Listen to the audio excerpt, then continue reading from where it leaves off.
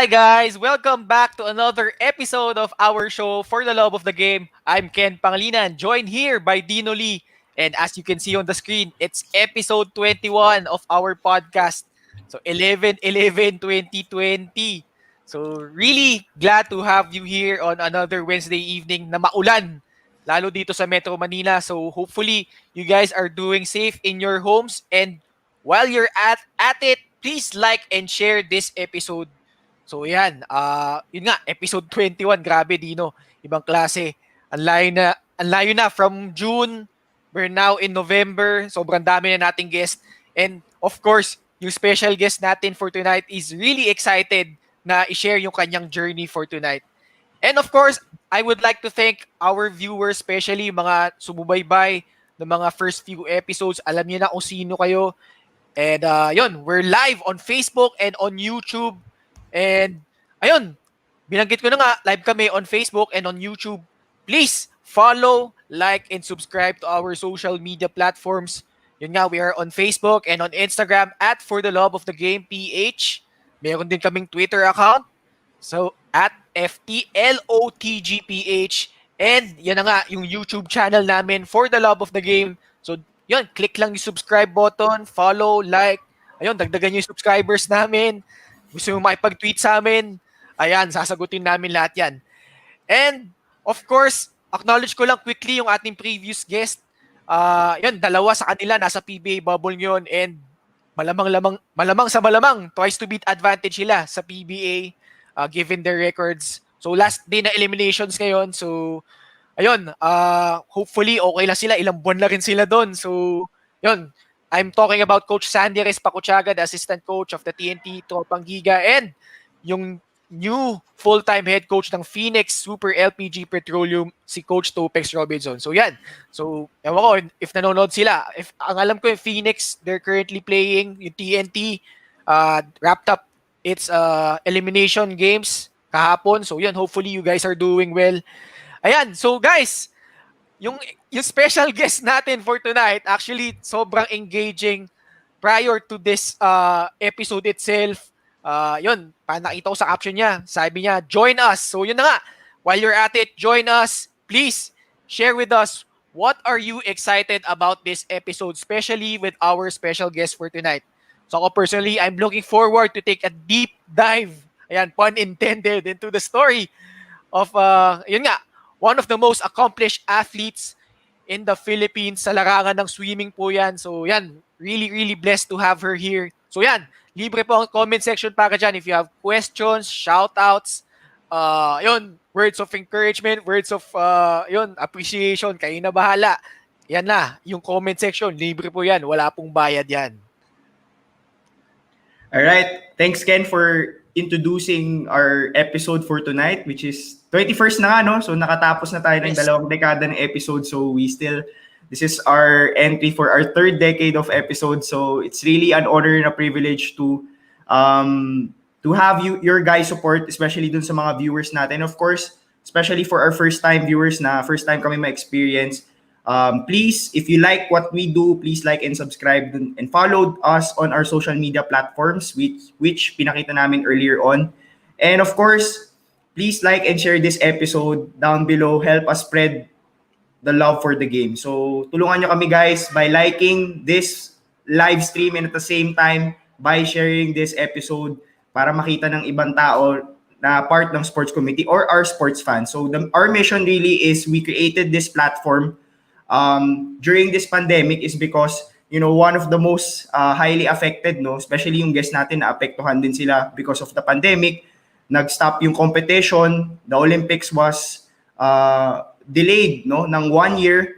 Yes. And a lot of people lost their jobs during this period of time. And I think one way of maybe rallying the whole sports community is by creating this platform wherein we have the best of the best athletes, coaches, sports professionals, sports entrepreneurs, celebrities to have on our show to share their journey, and maybe it can serve as a learning that you can apply in your life. So that's really what we're all about. And if you like that, please continue on supporting us by liking and sharing this episode. And of course, now before we introduce our guest for tonight, I'm sure you guys are very excited. No, napaka long hair nito.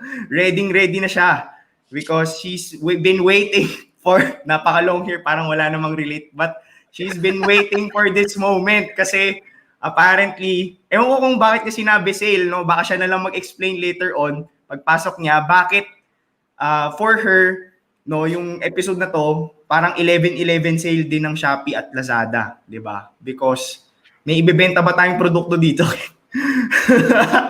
Baka hindi produkto. But of course, before that, of course, we have our rules of engagement here for tonight. Every single episode naman, we have this certain rules of engagement because we believe ni Ken, hindi lang kaming tatlo ang mag-uusap ng guest natin tonight, but we want to engage you guys in our conversation. Especially our special guest for tonight has a really bubbly personality, and I think she's gonna be very open to hear from you guys on our comment section down below. So if whether you're on YouTube or on Facebook, please comment down below. And number one, yun na nga, appreciate our guest because this person has represented our country with so much pride and has brought honor to our country. So maybe this is a way for us to appreciate our guests. So lagay niyo sa comments below, how do you want to appreciate this guest? Baka nakatrabaho niyo yan, baka nakalaban niyo na, or baka you became teammates with this person, or you are friends with this person. So one way is to appreciate our guest. Number two is, of course, share your learnings. Since makwento nga siya, marami siyang masishare apart from swimming. Baka perfect opportunity to share your learnings as well. Baka mapag-usapan din natin yan as we go along this episode. And last but not the least, perfect opportunity to ask questions. No, especially this person is a world-class athlete. If you want to be a world-class athlete, baka you can ask this person as well. And baka beauty tips, di ba? Siyempre, hindi lang siya athlete, no, model din siya. Di ba? Nag-model siya, di ba? Kaya tama, di ba? May model siya mga brands. So, di ba? Baka beauty tips, how do you keep yourself fit and mga ganung bagay, so you can ask questions sa guest natin for tonight. Ayun, Ken, ang tanong ko sa'yo, what are you hyped up for tonight's episode? Yeah, syempre ako really excited kasi nga nabanggit mo, bubbly yung personality. And ito, hindi ko na re-reveal. Ilan tayo sa team? 13 yata tayo. Isa sa team members natin, naku, sobrang excited. Kasi siya yung acting special guest for tonight. Hindi ko na lang babanggitin. So, yun, actually, and more importantly, yung journey talaga niya. Yun, bahala na siya. Up to what extent ang gusto niyang i-share, whether swimming or ibang bagay. But yun, really excited for that. Alright. So ako naman, siguro na-excite ako kasi syempre, sobrang masayang usapan to kasi apparently, syempre single din yung guest natin tonight. Single, according dun sa past interview niya, she's single and ready to mingle. So mga viewers natin na single din dyan, watch out, okay? Watch out. Kasi pinagandaan niya talaga dito, nagsuklay siya ng buhok. 'Di ba? Pinagandaan niya talaga to, and she's well-dressed right now. Kitang-kita naman dito sa room natin. So Ken, I think it's about time that we introduce our guest for tonight. Ayan. So, our special guest for tonight is really an accomplished swimmer.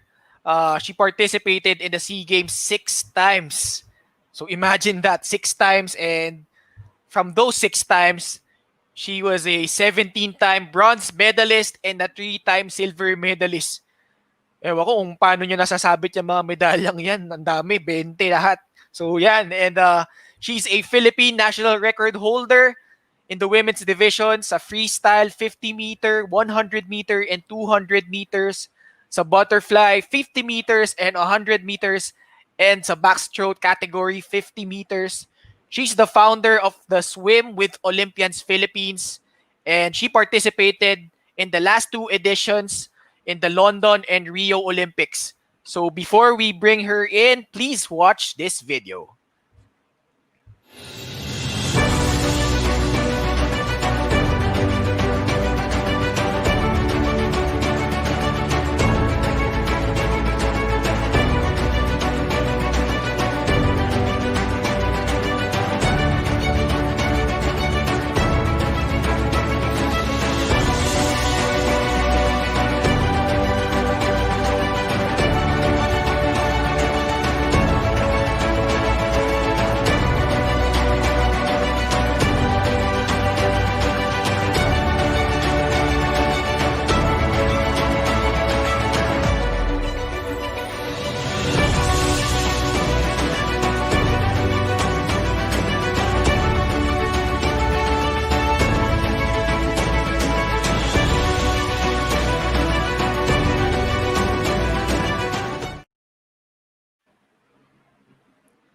Please welcome our special guest for tonight, none other than the two-time Olympian, Miss Jasmine Alkhaldi.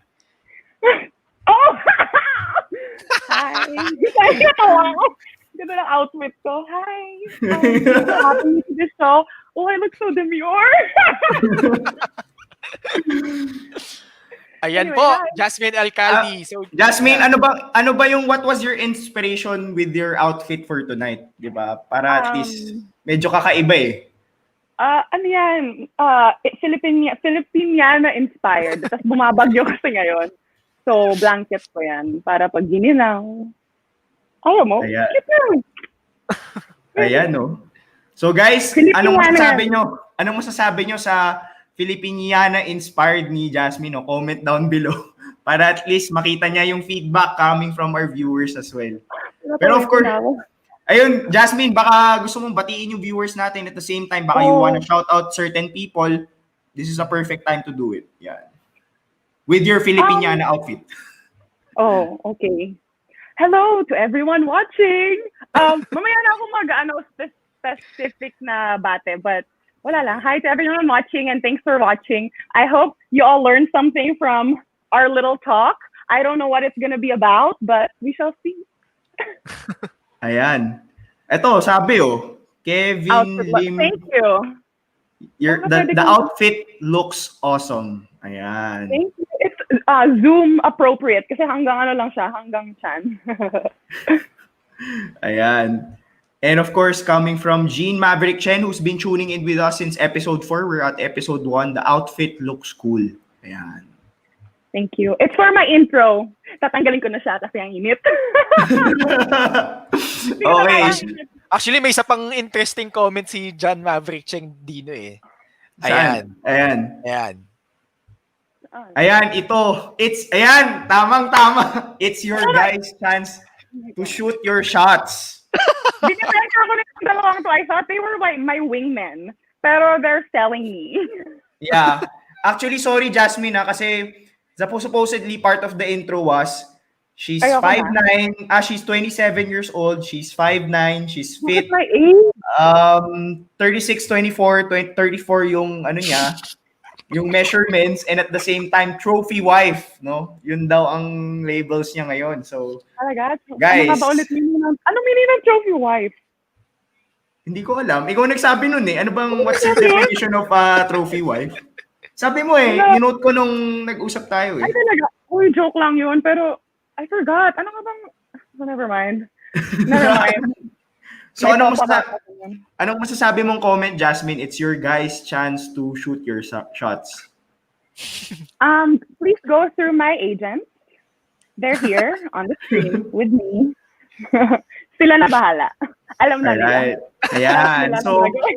So apparently we have certain application forms that you guys have to fill out. And of course, meron tayong parang audit din. Oo, before syempre, meron pa tayong may swab test din tayo para before you guys go on a date, kailangan ma-checkan muna kung negative kayo from COVID, di ba? Galing. So, ayan. Okay, guys. So 5% ka na lang, not 10% of the commission. so ayan, guys.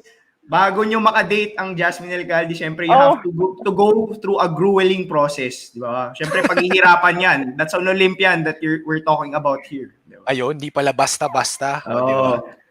Ayan, and of course, Ken, magbasa rin naman tayo ng comments of our past viewers. No? Pabati na rin natin kay Jasmine.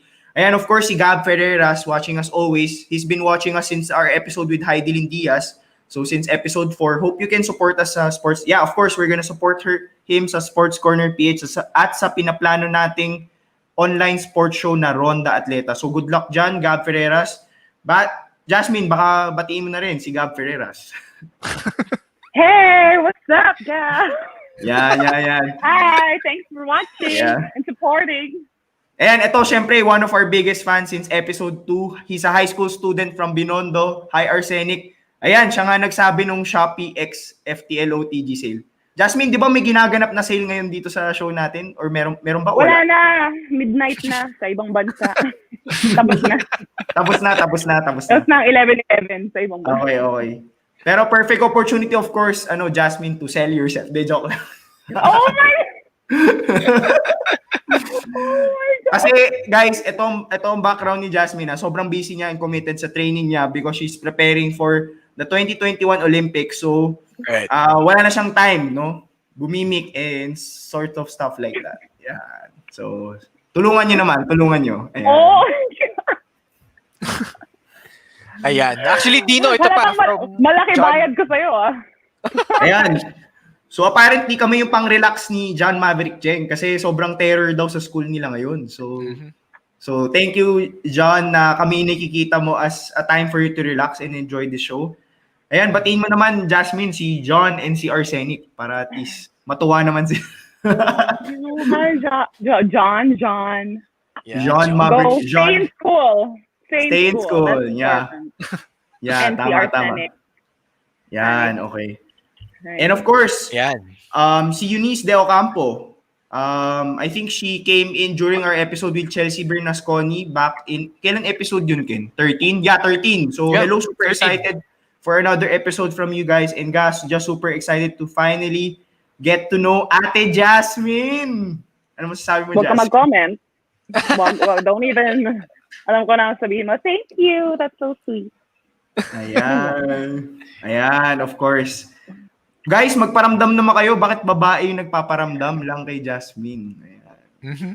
Padatingan din yan. Ayan. Okay. From Luigi Ayan. Almin Malupa. This is my episode 2. So it's, apparently, she started out tuning in last episode. Yan, ganda Last week, ng yeah. segment na ito. Ayan. Yun. Thanks. Batiin mo na rin. Jasmine, si Luigi. Hi, Louie. Yeah. Ito, So, may hinabol si Kevin, no? Thanks, Jasmine, for inspiring me to be physically fit. Grabe. Oh. kanina pa I can nagko-comment yan. inspire. Oh. Looks like a big fan. Mukhang big fan. Kakilala mo ba siya, Jasmine? Not that I know of. Baka, I don't know. Baka pag nagkita kami in person, baka, oo nga pala. Ayan. Ayun naman. At least may nagpaparamdam na ngayon, di ba? So before we even begin, ano ba yung mga hinahanap mong qualities? Hi, Gian! Ano ba? Sige yan, may nag-comment. Sakit na yung ulo. Sige, later na lang. Para at least doon na lang sa Go. Ayan, from Gian Berino. Idol ko po yan. Teammate ko po for a long time. Yeah. Hi, Gian. Ayan. Oh. Medyo tuwang-tuwa si Luigi sa'yo. So cute ng voice ni Ate Jazz. Ang ganda na spelling ng name mo. Luigi. Yan ba talaga? Luigi. Hopefully, we pronounce your name right. Yan, Ay. Luigi. Luigi. Right, tama. Ayan, so... Yeah, Jasmine, so... Yeah, given nga na... Yan, kwentuhan na tayo. The end. Nabenta na. The end. Mamaya, we'll try to find more suitors. Malamang-lamang nag-tune in pa lang. But yun, Jasmine, we're really happy na nandito ka ngayon. Especially, yun nga, rainy Wednesday evening. So, saan ka ba ngayon? At your home or... Sa ilalim ng tulay. No, sa home. Yeah, so yun nga, it's almost 8 months, no? Can you imagine? 8 months na since the quarantine started. And yun nga, abrupted plans already. So, yun, matanong lang ita, Jasmine. First off, like, what's the biggest thing that you miss ever since the quarantine started? Be honest. Oh my God. Okay.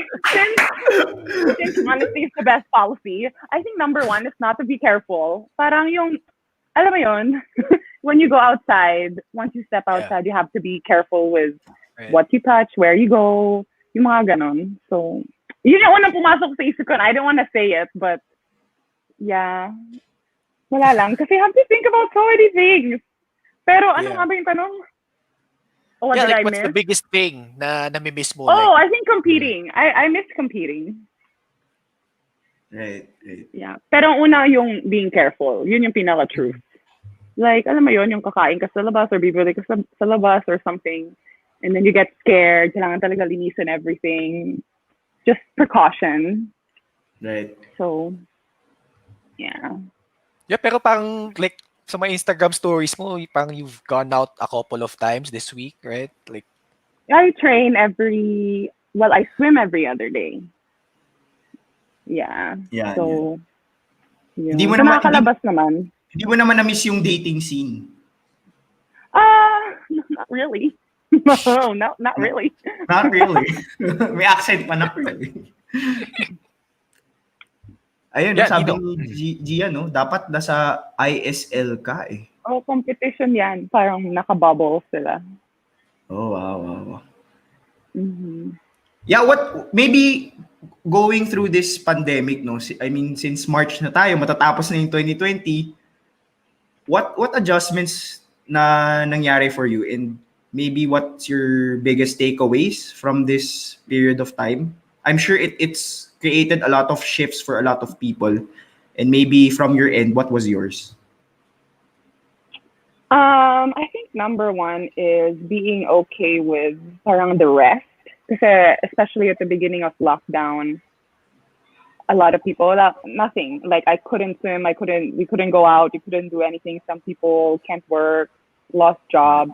And parang I remember feeling anxious na parang not being productive. That was my biggest thing kasi when I was training before, tuloy-tuloy, and it was nonstop, I wasn't really resting much. So to be given that no choice, na everything was just dropped, and you're like left with just spending time with, family or whoever you're living with. At first was very, very hard because I think number one for me is I just felt unproductive. But I learned na, I guess, it's also parang a silver lining. I don't think we could ever get that chance. I mean, I hope not in the same circumstance again. Na, just like parang living life very simply, not really worrying about very superficial things. And it became more of like, lalo na nung strict lockdown where you couldn't really leave the house. It was more of you wake up, what do you do at home? What can you do to help out? What could you do, with food, help cook? Parang very simple life. And I haven't really experienced that. And I don't think a lot of people have. And I hated it at first. Pero I learned how to appreciate it and love it that time. And parang very, din siya, like therapeutic, I think. To be able to do that if you don't think of it as parang a burden. Because at first I was very worried. I was very stressed. But after a few months, okay na. But yeah, I think that's that. Any interesting activities that you added sa routine mo? Kasi syempre, with what happened, nawala yung mga certain activities that you were previously doing. And then it was, I think, replaced by other activities. Any interesting activities na you got into over this pandemic? Nothing interesting because I would just work out at home, which is something that I never did before. Oh. Walang interesting. Wala talaga. I mean, the things I would do, like read and stuff like that, I've done it naman before, but very like, I won't spend a lot of time on it. But it's the working out at home with, I remember at first wala pa akong equipment, so just using whatever water bottle, bote dyan, and whatever I have. So that was interesting at first. There's nothing out of the ordinary. I don't really bake. I eat a lot, but that's normal. So, yun lang. Right. Yeah. Actually, nakita ko yung yung workout mo. Yung ko kaya ko gawin yun. Like, the other day lang ba yun? Like, the Tabata training. Oh, kaya mo yan. Madali lang yun. Si Dino kaya yun. Heidi Lynn! Ayan si Heidi. Your fellow Olympian. So, Heidi, watching from Malaysia pa rin. Yeah. Ayan. Good luck in training. You can do it. I'm a fan. Yeah. Did you guys have a chance to, like, talk during the competitions? Especially sa Olympics or hindi? Yeah, nung 2012 saka 2016, magkasama kami in the Olympics. And nung 2012, we even, parang nag-training camp kami somewhere in London a few weeks before the Olympics. So that was a lot of fun because I think we stayed at the same hotel, and the OSWs there really took care of us. Shout out to the OSWs in Guildford, Sabras Youth. Yeah, they took care of the Olympic team. So Heidi, me, and a lot of others now were there. So yeah. See you soon daw. Ayan, see you soon. Yeah, see you soon.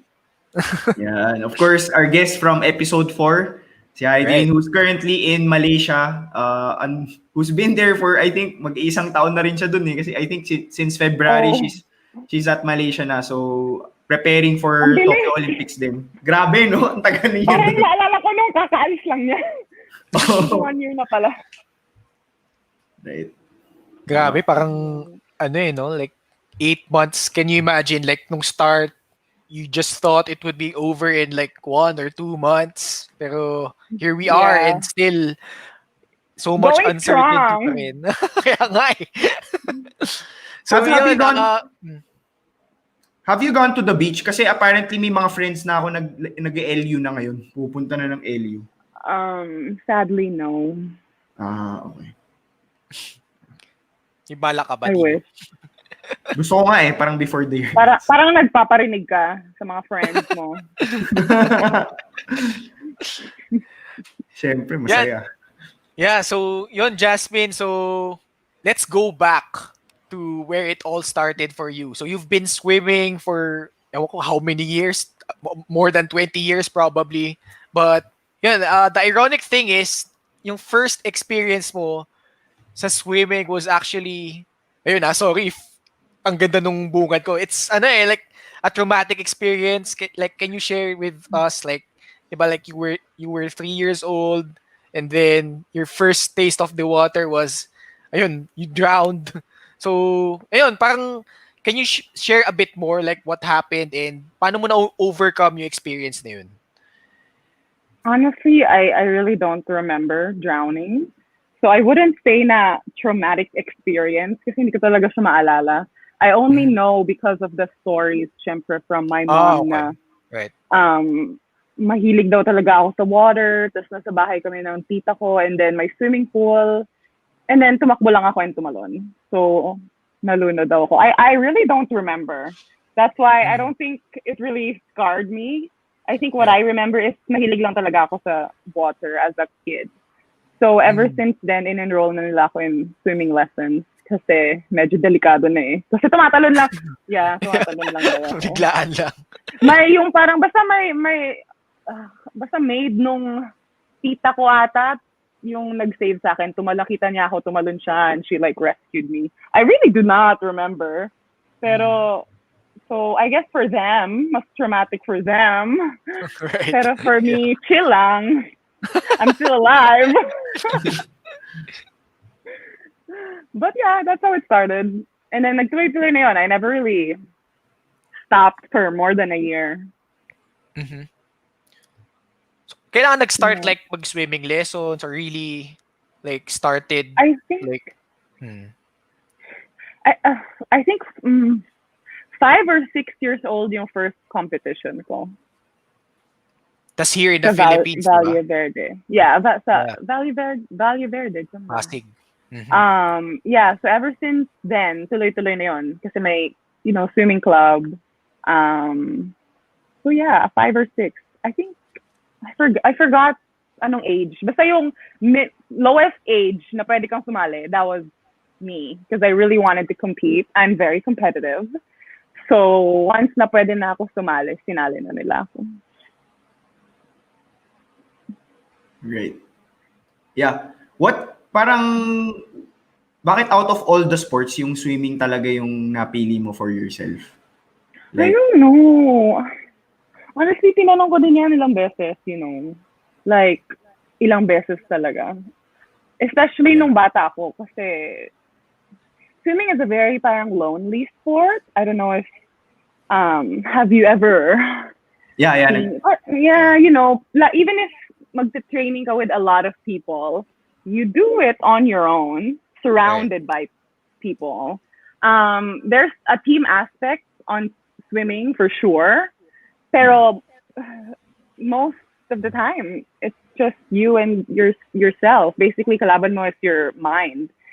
And as a kid, I really parang I don't know, I questioned it. Na parang why didn't I just join the more parang exciting sport? But I don't know. I guess I always loved the water. Yun talaga yun. It started with that, and then I was given the option nga to, kasi my brother was into soccer, my sister was into theater, and syempre I was really jealous kasi parang ang saya-saya noon. And binigyan naman ako ng choice na sabi lang ng mom ko, hindi pwede dalawa. I only have to pick one. I remember this kasi for me, I was like, no, kaya ko dalawa. Even tatlo, bring it on. Pero sa talaga, no. Kailangan daw one lang. So, kung swimming lang. If whatever, yun lang. Kasi gusto ko pa mag-ballet, gusto ko pa lahat. Ang dami kong gustong gawin. So, pinag-isipan ko talaga yun ng matagal. And since I really enjoyed swimming naman, and I don't know, I love the competition. Parang, I don't know, I just love the feeling. So I set out, and I think I was like good na. Like, you know, I felt na, why would I quit something na I think I'm good at? So wala. So swimming lang talaga. Wala nang iba. Yun lang. Yeah, actually, may tanong dito from Arsenic. Like, ano pa daw sports ang nasubukan mo aside from Nag-volleyball swimming? ako for a while, for a short time. Intramural sports. Alam mo yung mga, you know, yung mga hindi talaga, but, you know. So that was fun. Pero high school na ako nun so, alam mo yun, so ako parang, volleyball, mayroon nagsasabi, pwede ka sa volleyball, ang tangkad mo. But then high school ako national team na ako sa swimming. So I didn't wanna like quit swimming just to be, you know, hindi ko pa alam if I'm actually talented in volleyball. So I just did that for fun. Very short-lived. Because our coach got mad at us. I remember. So bata pa lang, My matangkad coach at that time. Yeah, I think so. Yeah. She's the tallest girl in the class, di ba? Pag line up. O line up. Hindi. Second to the last or third to the last. I was na last. Yeah. May matapangkad pa sa akin. lang yun. And syempre clue din, syempre she's looking for someone na matangkad din, di ba? Oh my. Yeah. I'm ano ba ako? 5'9". Yan. So may clue. 5'8" on a hard, sad day. Yeah. May ganun. Oy, may humabol mukhang na siya, Si natuwa siya sa'yo. Luigi. Hawig mo daw si Julia Barreto. Anong comment mo dyan? Hindi ko mas matanda ako sa kanya, so baka kahawig niya ako. Galing. Jasmine, what if, ewan ko kung na-offeran ka na ng opportunity to go showbiz, but if not, if you were given a chance to go showbiz, would you do it? Depends on what I'm doing. Depends on what magandang I'm tanong gonna dyan, do. Dino. I don't know. Magandang tanong Never dyan. say never. Sino gusto mo maging ka-partner? Ayun. Yung Ayan. palab team mo. Maganda. Like, give 3. Well, when I at was... least top 3. Wala, hindi ako aabot ng 3. 1 lang. Okay. Kasi naisip ko talaga yan noon. Noon pa yan. Well, noon pa to nung bata. Hindi na ngayon. Kasi I think you would know why when I say the name. Pero noon, it was Sam Milby. Back in the day. Oh, Yeah, pero now, definitely not. But Chris Hemsworth, before, diba? Yeah. Chris Hemsworth. Oo, Ngayon. si Chris Hemsworth din. Yeah, Yeah. of course. That's like a given. Chris Hemsworth, of course. So yan guys, may clue na. Nagbibigay na siya ng clue. No? Yan, actually, tawa si Luigi. Oh my gosh, joke lang yon. Naisip ko lang kasi, Ayan. I think mas matanda ako sa kanya, di ba? Grabe yun. Nauna ako pinanganak. Well, Joke lang yan. my point. Ayan. Ayan, May nagpaparamdam na si Gino. I think me and Ma'am Jasmine have the same height. I'm also 5'9". Shooting your shot, ma'am. High school student lang yan. Ayun, Kaya pala, so, ma'am. Teacher kaya niya. ma'am. Okay. Ilan taon na ba si John? Di ko alam 17 yata, no? Dino? Parang grade 11. Grade 11, I think eh. Kasi last year, I think when I met him, he was grade 10. So, grade 11 lang siya ngayon. Ayan, Ito, may may nagpahabol pa. nagdedeba. Wala, mas matanda yan sa akin. Mas nauna. Mas kamukha niya si Gretchen Barreto when she was young. Uy, high Ayan. standards daw. Grabe. Ayan. They're like, Teka, ayan no? 15 Ay, daw. 15 lang pala siya. 15 lang siya. Ayan, Baba NTRCB. seems like Ma'am Jasmine has high standards. Totoo ba, Jasmine? I don't know, I guess. Because tall din ako eh. High, you know. Yeah. Raise the Kailangan roof. Yeah, tama. And I think, syempre, kailangan same wavelength din with her. I think yun naman ang niya. Kasi, syempre, competitor din yun si Jasmine. Mhm. Yeah. Ayan. So, yun, Jasmine, yun nga, you started out really early sa swimming. Like, kailan mo na-realize na magaling ka? Like, yun, like, na this has potential na you can pursue it full-time. Oo nga, no? Kailan kaya? Baka yung first international competition ko when I was 11. Wait, what? What was the question? I can do it full time? Oh, hindi. But, like, kailan mo na na-realize na you had potential and na You wanna i-pursue take, mo siya kumbaga, seriously? you wanna take it seriously to go Yeah, pro and yun. Yun. And my first time competing for the Philippines, my first international competition representing the Philippines, I was 11. That's when 11. parang, you know. Pero disqualify ako noon sa isang event. Nagka-bronze naman kami sa relay sa isang event. But anyway, parang doon ko na-open yung eyes ko na, this is a possibility. Oh, Japan! Oh, kasama ko siya! Tama, Japan. Sa Japan yun. Is it like a national team like competition or more of, kasi minsan may private tournaments that, you just represent your country. Well, this one kasi, I honestly don't know. Kasi 11 pa ako noon, I didn't really know.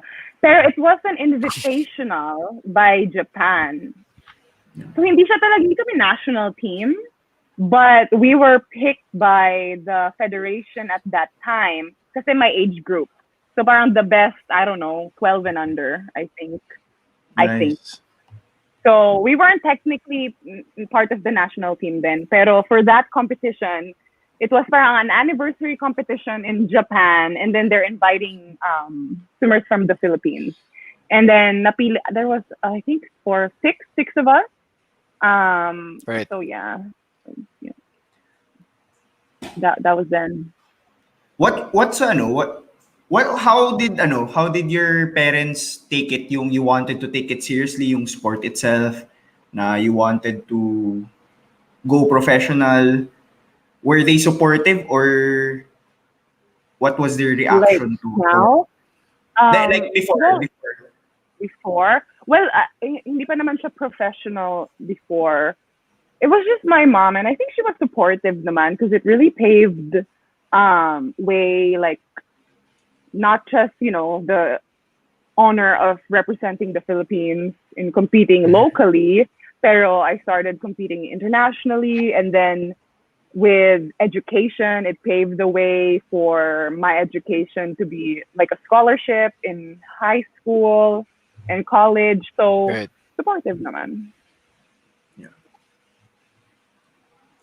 Yeah, actually not many people know this, pero si Jasmine Alkhaldi is actually a homegrown swimmer, di ba? So, ewan ko, feeling ko may misconceptions pa din eh. yeah. So, just to clear the air. Ako diba? rin. Actually, initially, I thought she was a Phil-Am eh. Parang ganun. That was the... Oh yeah, you did say that. I was like, Phil, ano pala? Yeah. Phil, you're half Filipino, half Arabian, di ba? Yeah. Tama ba? Yeah. As your dad's a full Arabian. Tama ba? Oo, pag minas mo. Full-blooded. Pag minas mo yun, ganon. Half and half. So, full. half. Galing. Tanak. Yeah. Pero I was born and raised here. A lot of In the people, I think, Philippines. in the Philippines. Because of my name, I think a lot of people assume na, well, I am half, but I think a lot of people assume na I was born and raised in another country, but No. Yeah. Dito lang po ako sa capital eh. Kasi Yun lang. sabi niya, my gosh, Ma'am Jasmine My is so gosh. fluent in English. Sana all. Mahilig lang ako manood ng TV. Yun lang yun. Ever since. Pinaschool ako maaga kasi palagi daw ako nanonood ng TV. So dun lang yun. You know, like people say you can't learn anything from watching too much TV. Mhm. I learned a lot. I think No. 3 years old na school Seems na ako like kasi nakatutok lang ako sa TV. Bad, don't do that. But Yeah, so Jasmine, eto curious question lang. Kasi you've broken so many Philippine records. Yun nga, sa freestyle, sa butterfly, and backstroke, no? Yung isa. Yeah. Like, pag nagsisimula ba ang isang swimmer, like, kasi usually may ibang, si Jessie yata, may freestyle talaga siya eh. Like, naapili ba kayo ng stroke nyo? Like, what kind of category? Saka paano nyo pinipili yun? I think pag bata ka kasi hindi mo pinipili. So I think it's best na pag bata ka, like, your coach, parang papalangoy niyo sa'yo lahat para makita saan ka magaling. So most of the time, hindi mo siya pinipili. When you actually exert the honest effort on all the strokes, and then makikita mo naman yun in the result kung saan ka magaling. So for me, when I was young, the very first one was butterfly talaga. And then backstroke. And then freestyle. Kung nga lang, takot ako sa, alam mo pag backstroke, ever since bata, takot ako sa wall. So short-lived lang ang aking backstroke career nung bata. So it was butterfly and then freestyle. Pero my first stroke talaga na I felt like was my specialty was butterfly. Then. And then nag-evolve na lang siya into me being better in freestyle. Well, actually the same, but I like doing freestyle more. So, iba kasi pag gusto mo talaga eh. Like talagang pag, you know, the certain event you really want it, iba talaga. So, doon nag-shift na my main events now is more freestyle and then butterfly. Butterfly. Yep. Yeah. So personal favorite mo, butterfly. Tapos next is freestyle. Freestyle. Freestyle. At anong mas mahirap? Ewan ko. Well, I don't know. Or kanya-kanyang ano? Based on experience ko, Ken, it's actually butterfly. Kasi yung upper body mo talaga, as in, sobrang aangat ka talaga. People say butterfly. But it depends. It actually depends. Sometimes mas madali lang iswim yung butterfly. Sometimes. Lalo na pag shorter distance. Yeah. Kasi freestyle, you have to move, like, kasi sprinter. Yeah. Freestyle, you have to move, like, Sprinter. fast. Parang Sometimes sprint kasi ang ano. Yeah, pag butterfly, you have to just get a rhythm. Hindi siya mag-work kung parang yung magwawala ka lang. So, ano ko, parang mas okay siya, mas chill. Pinaka-okay breaststroke kasi ang bagal. I mean, nakakapahinga kayo. I agree with Jasmine kasi yung sa backstroke, di mo nakikita yung ano, makatatawa ka. Hanggang ngayon, hindi ako naka-get over dun sa, sumama kasi ako noon nung bata ko. As in, sorang, even nung SEA Games last year, I was really scared sa wall. Kasi first time ko din yun mag-backstroke. Anyway, so wala talaga ako masyadong practice with the wall. And totoo talaga, like, things that really, like, traumatized you as a kid, sometimes you carry it. Kasi, like, before SEA Games, I would practice because I know hindi talaga ako magaling basta anything with the wall. I really don't like it.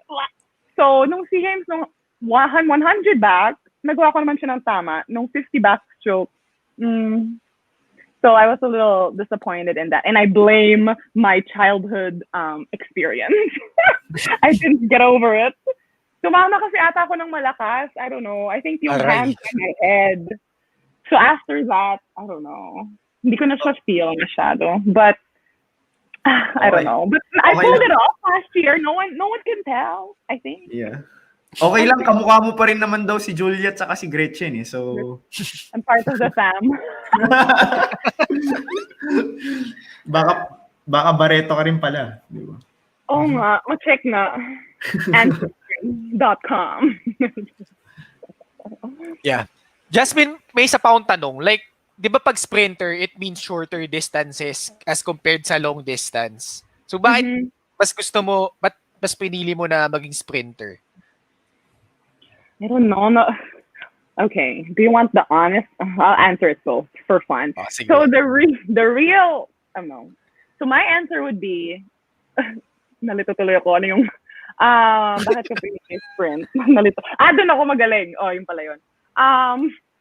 Yeah, doon ako magaling. Like, I was excelling in that. But then, it goes down to what I said earlier na, you just, when you love something, you know, you're Right. gonna give it an extra kick. So I knew na I really liked, shorter distances. And my honest answer, this is my honest answer, I just get bored pag yung mahaba. So unpopular opinion. Or maybe popular opinion, whatever. Wala, nabobore lang ako sa pag mahaba siya. I don't know, I'm very, kasi, I don't know. I think the competitive na very short-lived. Like, I don't know how to explain it. Pero gusto ko talaga yung 100% all the way. Kasi if you do long distance, you have to pace yourself and stuff like that. You know, you have to pace yourself depending on the event.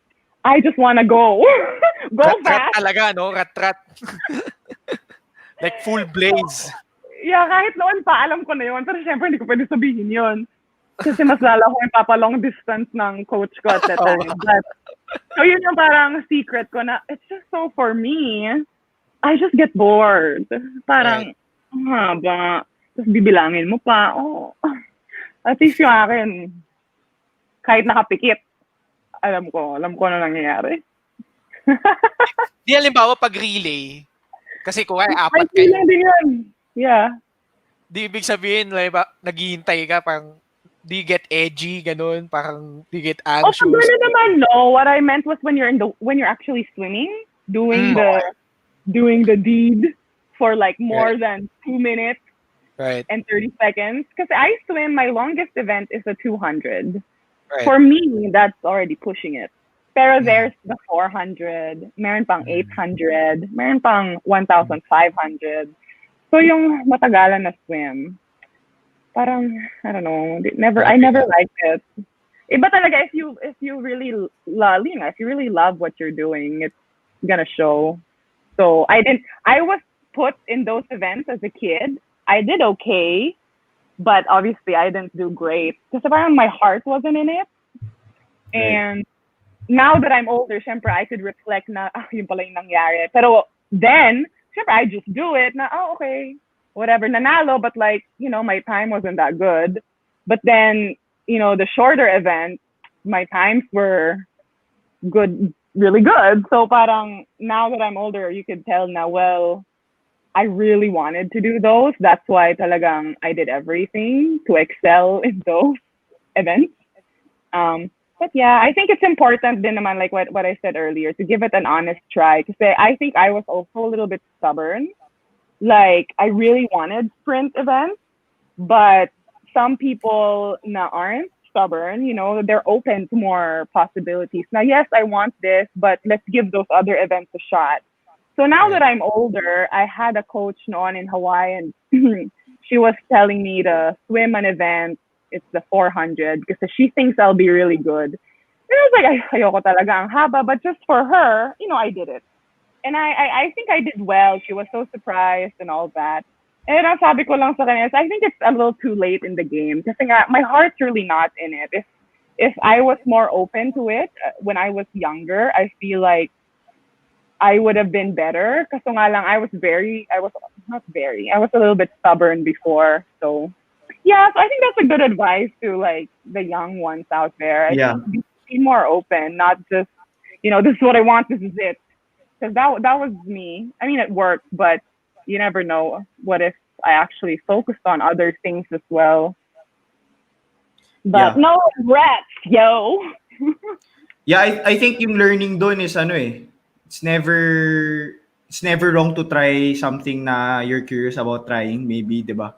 I mean, if you find out if it's something that you really want to do or not. So I think that's the takeaway. Now, na-try, at least na-try mo na yung matagalan, yung long distances, and you realize that it wasn't really for you. So I Yes. think for those that are out there, if you were to put it in, I mean, in my context, di ba? Parang I decided to do, to be active on social media. So just to try it, di ba? Try it. You never know what's gonna happen unless you try it. Right. Yeah. Yeah, so Jasmine, so yun nga, you started out yung national competitions, 11 pa lang. Nag-participate ka rin ba sa mga palarong pambansa before? Yes, Or pero hindi ko no? maalala ilang palarong pambansa. I think at least two or three. Hindi ko na maalala ilan, but not just one. I remember Team NCR kasi my school was in Parañaque. So, nakadalawang palarong pambansa ako or three, and then I did one Batang Pinoy. Right. Those are really fun. Those Mhm. parang dun nag-start yung parang not fire to keep going the next level. I think it's very important to have those parang competitions locally. Kasi for me as a child, parang, ganito pala. Parang we started, di ba, schools muna yan, and then regional. Mali-mali na naman ako. Basta it's like parang regional, national, and then something. Basta like, my competition to be part of Team NCR, and then once you're picked, you go to Palarong Pambansa, but there's also parang, basta there's levels to that. Anyway, I forgot. That was such a long time ago. Pero I remember that's what made me want to do it more. Parang, kasi it's like a step, and then a step, and then you move up, and then you get to Palarong Pambansa, which was basically for that league. That was like the end goal. So for me, I wanted more of that kind of parang goal, like having a goal. Now, okay, gusto ko magpalarong pambansa, and you work on it in a year. So that was the start for me in parang practicing goal setting, and I think it worked really well kasi for the SEA Games, it's the same thing. You start na Southeast Asian Games age group. I did that since I was 12 to 18. Every year it was an age group competition among Southeast Asian countries. And then it's by age. So level up, level up, level up, level up. And then, and then you graduate. Hanggang 18 lang yun. But when I was 15, that's when I was first part of the SEA Games team. So like technically national team, I guess. But I don't think I would be able to handle it like I did if it weren't for all those parang steps na I had to take. Parang I didn't go in there na deer caught in the headlights. So parang, oh my gosh, what is this? So yeah, I think yung developmental of from beginner or grassroots all the way, I think is very, very important for, I think not just athletes, but I think any profession. But that was for me. Right. Correct. Having that structure that will support the development of an athlete, and at the same time, whether you're a non-athlete as well, parang there's supposed to be an existing structure to support that. So yeah, I think it's improving naman eh. I mean, coming from Jesse, I think from our last episode, he mentioned naman that there's a lot of improvements as compared to before yung structure ng swimming dito sa Philippines. Yeah, I don't know. Mine was before. That was my experience before, and I don't think it's the same now. But that's from just my point of view. Yeah. I feel like there was more opportunities for parang local swimmers, especially swimmers in the provinces before. But I don't know. I may be wrong. Oh, okay. Got it. Yeah. I understand. Yeah. So Jasmine, 'di ba, like tung mga 6 ka yata.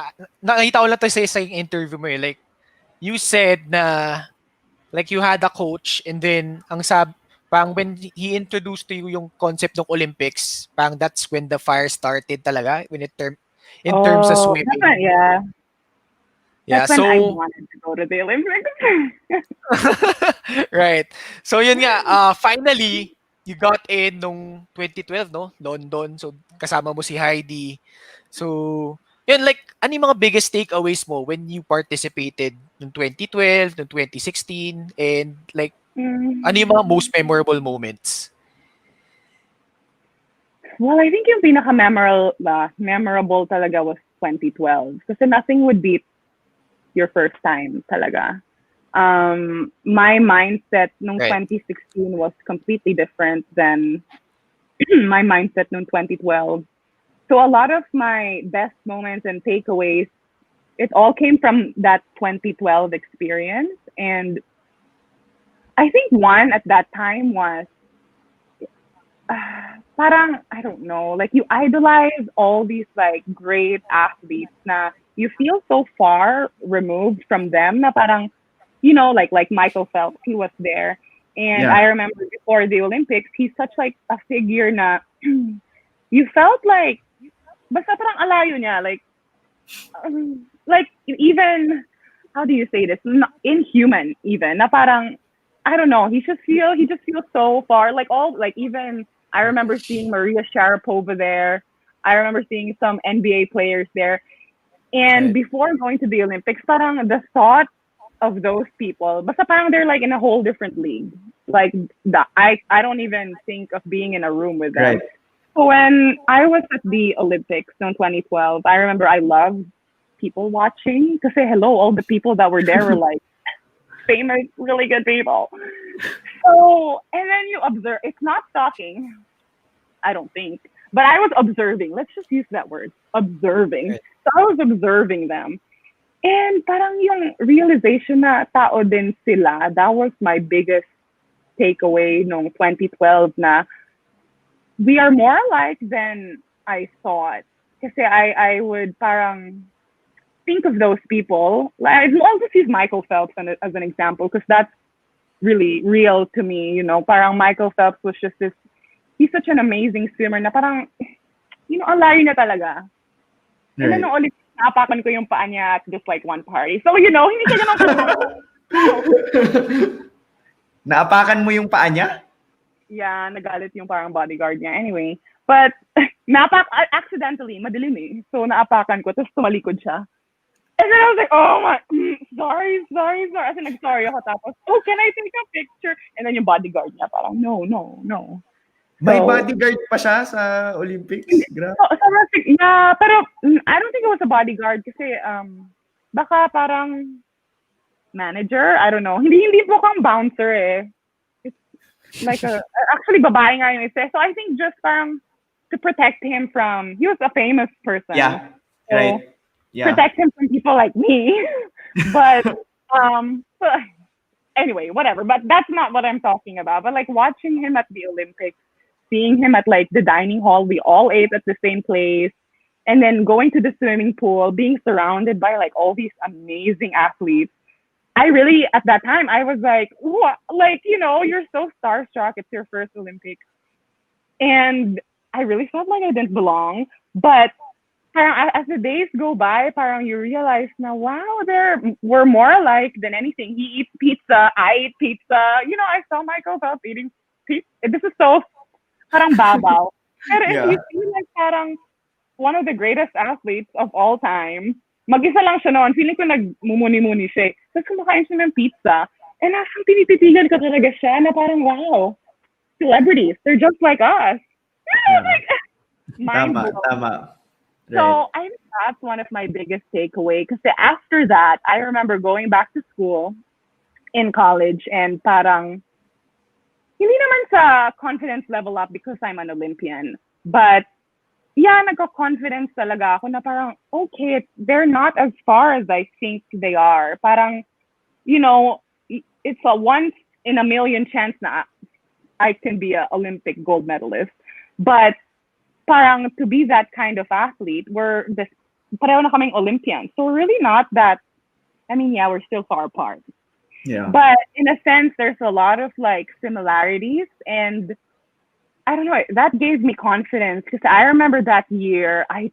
that was like one of my best years because I trained with a mentality na parang, yeah, like, hindi ako yung, you're not low standard. If you went to the Olympics with Michael Phelps, you're an Olympian, means you're good. So parang, carry that and use that. And I remember going to every practice with that at the back of my mind na parang, hindi na ako pwede mag-slack off because I have that title na Olympian. So it's like added pressure, but I liked it. I enjoyed it. It helped me parang train harder. Um, so yeah, I guess that's a lot of takeaways from that Olympics. But yeah, that one there. Right. Right. Sometimes parang na-intimidate ka when, there's someone there na very popular and at the same time is very accomplished na and sobrang daming achievements and Mm-hmm. medals. 'Di ba? So, I think for us, 'di ba, parang we're trying to syempre emulate someone na magaling din in terms of doing a podcast. Like ako, I always look up kanila All the Smoke in the States or sila Stephen Jackson and si Matt Barnes. So, 'di ba, parang when you see them, parang grabe, that's like sila na yung you look up to. But at the same time, you just see them eat pizza din, di ba? They just, they go to bed they go to bed din, natutulog din sila, they watch Netflix as well. So, parang you realize, parang it's the journey. Parang dumaan na sila sa journey na dinadaan pa lang namin. So, I think that's a great realization, no, na it's not far off to achieve what maybe yung some people that you look up to, but maybe you just have to work on the journey kasi baka yung pinagdadaanan namin ngayon is maybe what they went through as well. So, I think that's a great learning na it's not impossible. Kasi naging ano rin sila. Si Michael Phelps siguro before was in your position, I guess, when he saw yung mga big time na athletes as well. Di ba? I don't know, magaling na siya noon, pe. Magaling na talaga eh. I don't know. Right. But Goat talaga eh. yeah. Yeah, so actually Jasmine, matanong ko lang din, how tough is it na maka-qualify sa Olympics, honestly? I think Like it's how really hard is it? tough. Yeah, ito. Kasi, I think in relation to the question, what are the challenges that you have faced before and during the Olympics? I think it's really tough because the A qualifying time is top 16 in the world. Again, I may be wrong, but Alright. from what I remember, top 16, and that's what 200 plus countries, and that's tough, So very very hard to make top 16. And there's the qualifying B. It's parang a percentage of that time, which is still very hard because it's a very very fast time, and yeah, it's hard. And yeah, it's up in the air then who goes. If you don't if you don't get the A qualifying time, a lot goes into it. So it's very hard. It's a needle in a haystack. But yeah. Were there specific challenges? Dino? Like were there specific challenges that you've faced? It's for the Olympics? Yeah. Parang were there anything that was you felt like you struggled with? It was you hit a wall, meron bang ganun? Wala naman. No naman, kasi both those times, I don't know, from what I remember, it was, I don't know, I don't think I had any parang, the normal parang training was tough, whatever, but I think wala namang big problems kasi at that time I really admired the leadership. If there were problems, it didn't get to me as a swimmer. So Right. I don't know. Maybe there were problems. I really don't know. But I don't know. I was just able to focus on the swimming. So yeah, wala namang out of the ordinary. It's just, I remember I just trained for it, trying to get the best time I could. Right. Yeah. And That was then. and I don't know if you then. and I don't know if you watched yung Weight of Gold na parang documentary. Like Oh, I was supposed to. I didn't because I think I'm gonna cry. yung mga kasi in that documentary kasi parang yung Olympians daw even sila Michael Phelps, I think it was publicized that he went through a certain level of parang mental health issues or depression, parang post Olympic depression. Did you experience that or was it something For sure. Oh my gosh. Yeah. And I think there shouldn't be any parang it's something that more people are talking about now. And I didn't experience it that much nung 2012 because I was young then and marami pa akong like you look forward to? Yeah, parang fresh. Just finished my freshman year of college. Okay, So, yeah. ang dami ko pang Pwedeng ganap. gawin. Yeah. Like, ang dami ko pang competitions. So, it was, yeah, so it wasn't a big deal back then. Pero nung 2016, because at that time, I graduated already, swimming, I graduated, when did I graduate? A few months before the Olympics. So I think most of this kind of like post-Olympic depression happens usually when people decide, well, I think for my experience, decide on stopping. Because once you reach the top, it's like there's nowhere else to go. So Yeah. I think that alone can cause some kind of something. You know, it could be depression, anxiety, because if if you look at it in a way na a lot of these athletes train for this one particular thing their whole life, you know, like all the other little things, like what I told you, you know, when I was 6 years old, I asked my coach, what's the highest thing, like stupidly, like I didn't know anything. No, what's the highest competition I can, whatever. I don't know how I said it, but he said Olympics. And that was 6-year-old me at the back of my head. I want to go to the Olympics. So everything I did since then was honestly a preparation for that moment, because that's the highest level of competition ever, like the pinnacle of everything. So parang once you're done with that, it's over. It's a bit parang it's wild. Parang you're up and then it's done. So a lot of people, including myself at that time, couldn't really handle it very well. I remember there was a lot of like parang soul searching and praying for me on what my next steps were. But it is so true that yung post-Olympic thing, and I think it's important to have parang avenues to help athletes, because I think it's parang, I don't think it only happens for the Olympics. It may happen for other big competitions as well. It's parang that idea kasi na you put everything for years onto this one thing. Right. And then no matter naman the outcome, good or bad, because you have Michael Phelps that experienced the same thing. Even though he's won so many medals, he still has that issue afterwards. So parang just, I don't know, like an avenue where athletes can talk to people that could help out with that transition if they want to transition into something else or keep doing what they're doing. But it's basically coming down from such a high.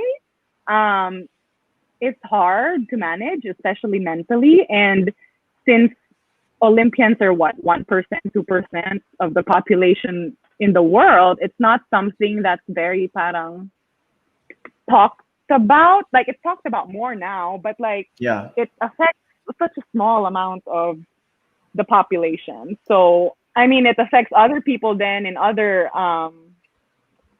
parang not just athletes, but specifically post-Olympic depression. It really affects tiny. So there's not a lot of parang help you could get to manage it. So kanya-kanya lang. And I remember for me, I stopped swimming for a few months after the Olympics because I thought that that's what I was gonna do.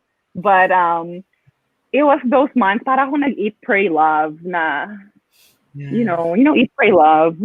I didn't meditate. Like, okay, I need to rewatch the movie. Baka maling ano. I didn't like do yung yoga thing, but I prayed a lot on what I was gonna do next. And I think I didn't even touch the water for 3 months. Like nothing. Like ever since my last race at Rio, did not touch a swimming pool. Nothing. Like August, September, October. And nasa US ako noon at my friend's house. And I was just praying because I think in my head, I like quit swimming now. I didn't swim. But then I was like praying what I was going to do next. And I was like, give me a sign, Lord, kasi hindi ko talaga alam. And then I remember I woke up one day. My friend had like a swimming pool, a small swimming pool. As in parang routine. It's like I never stopped. I woke up, got my swimsuit, jumped in the water. And then I remember after one lap, I stopped. And then I like laughed and I was like so worried. I was like, oh my gosh, I'm going to still swim. And I was like, oh my gosh, I didn't swim for 3 months. Oh, and then like, I was like, oh. I remember that time. But I was in the middle of the swimming pool and I was like, Oh, I was so panicky kasi magsi-SEA Games din nun the next year. That was like October. And then there's the SEA Games, I think July or August Right. 2017. And I was like panicked. But then I was like, okay, wait, at least I know what I'm doing now. And that was a big moment for me kasi yeah, that kind of started another journey of my swimming career. A journey that I'm glad I listened to that voice inside of me kasi without making that decision, I wouldn't have experienced swimming at Clark for the SEA Games, which is, I didn't realize it's like a dream of mine right next to the Olympics, being able to compete for your country in your country was such a big deal for me. And so I'm glad that happened, that little moment in the swimming pool. But then I was so worried. I was like, well, I'm training 3 months. I'm just going to lie and say na, oh, I'm in shape. But it was a whole other story. Right. Yeah. Interesting. Yeah, I mean, speaking of which, you mentioned being able to swim in front of the home crowd. Ang question ni Ryan, no, from my friend, hi Miss Jasmine, ano po naramdaman niyo the first time niyo po makita at makapag-swim sa new world-class facilities natin sa Clark? And in addition to that, like, sabi mo nga parang it felt special, swimming in front of the home crowd. Like, was it more precious to you as compared to the Olympics? I mean, SEA Games is syempre of a lesser extent of competition as compared to the Olympics. Kasi syempre, Southeast Asian countries lang yan. But to you, Yeah. what was more heavier? Like, representing the country in the Olympics or yung being able to swim, like, on a personal level? Like, what was more, like, special for you? I think it's, I don't know. I think I don't know. I think I would say that the Olympics was still, it weighs a lot more just because it was something that I wanted. The goal was there ever since I was a little girl. You know, parang, it was more of the journey. It's not even actually parang, because the SEA Games was more the moment, being there, being like surrounded by Filipinos cheering you on. That was what made that amazing.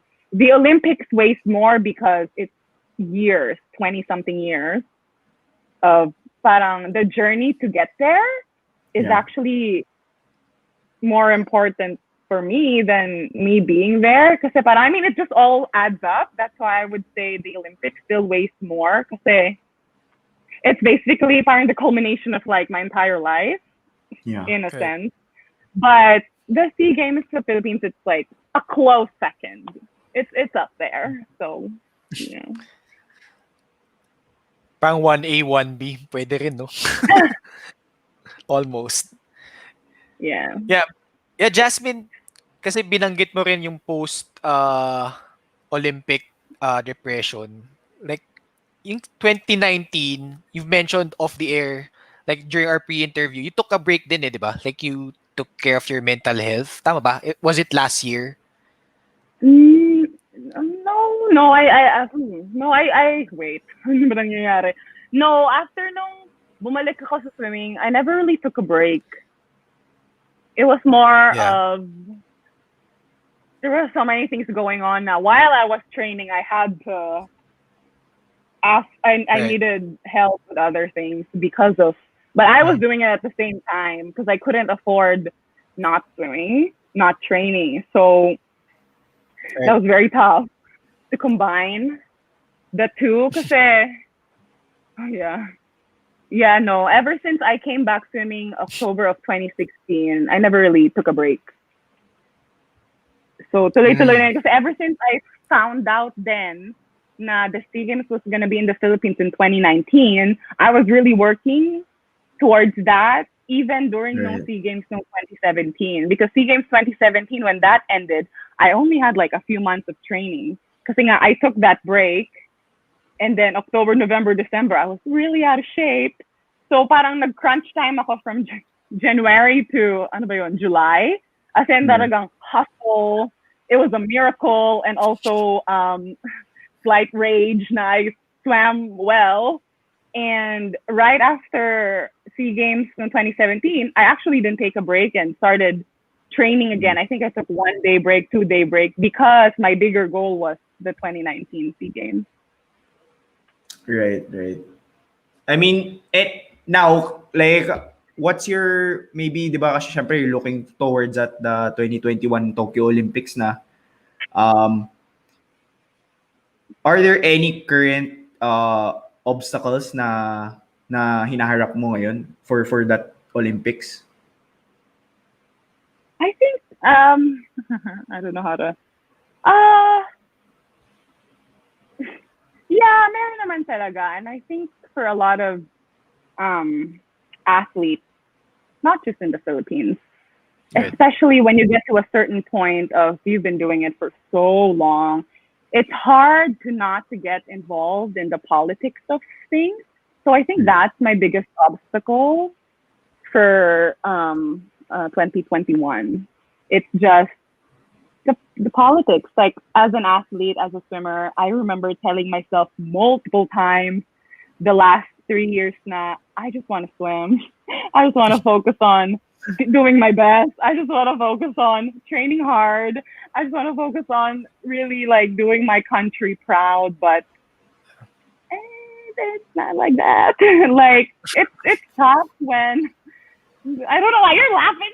It's tough when the politics is involved and people that are supposed to be helping you are the ones that are actually bringing you down. So for me, that was my obstacle the last 3 years. And I think naman that, hopefully things are different, but that's what I see as an obstacle then for next year. But I don't know. I think I learned a lot na din naman. I'm approaching this differently than I did the 2017 SEA Games. I'm going to approach this how I approached the 2019 SEA Games because I learned so much last year.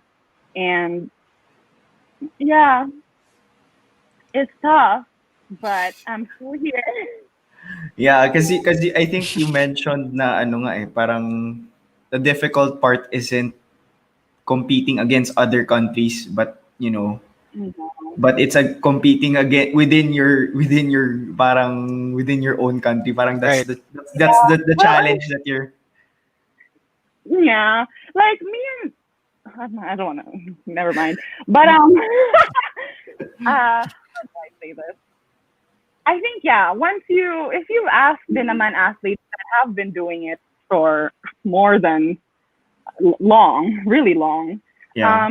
there's a common, and not just swimming, other athletes, and also in different countries. Like there's always gonna be parang that political aspect of it somehow. Na whoever the leader is at that time, then that's what you're gonna have to deal with. And unluckily for me, I really struggled with that the last few years. And I remember I really wanted to quit so many times. Honestly, sometimes I would think na parang, wow, how did I not quit during that time, during this time? Yeah. And sometimes I really couldn't answer myself. And I really have to think really hard about, okay, what did I tell myself at that time for me to like move on? And the question I would ask myself is why I'm really doing it.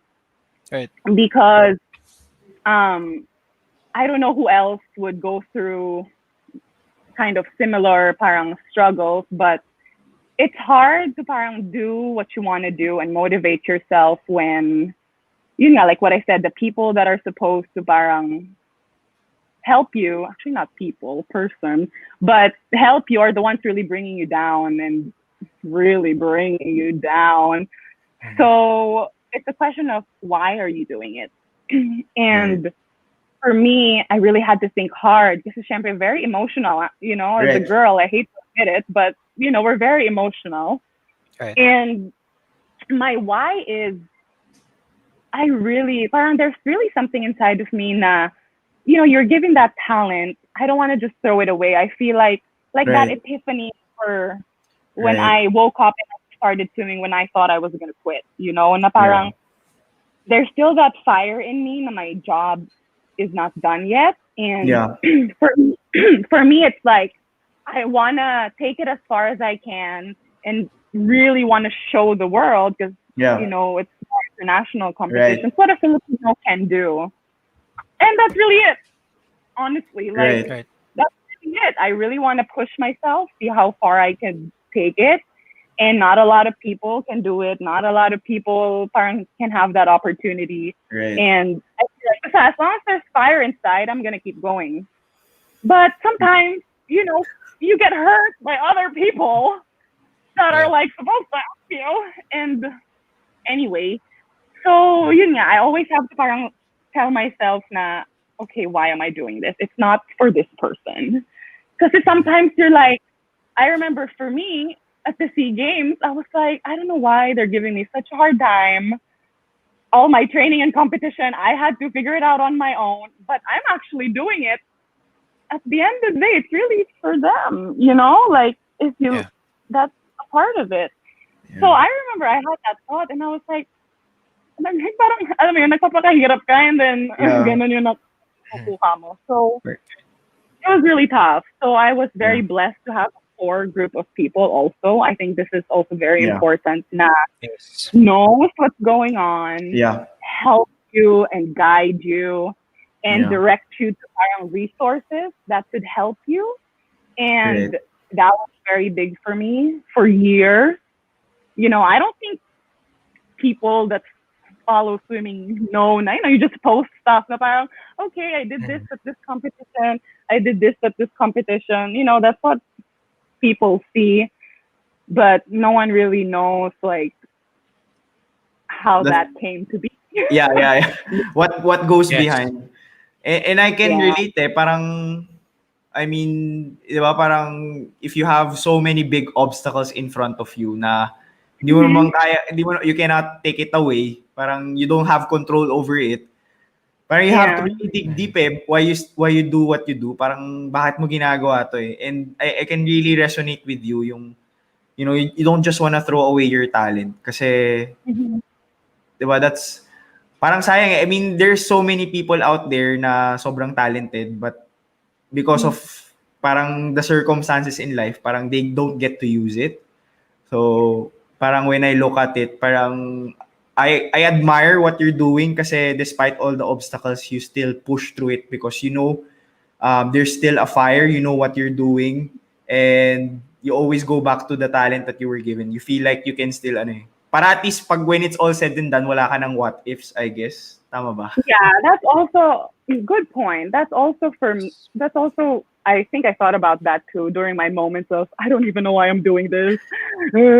Na parang, I don't want to, 10 years down the road, I don't want to ask that question, na parang, what if, you know? I want to remove all the outside factors and focus on me.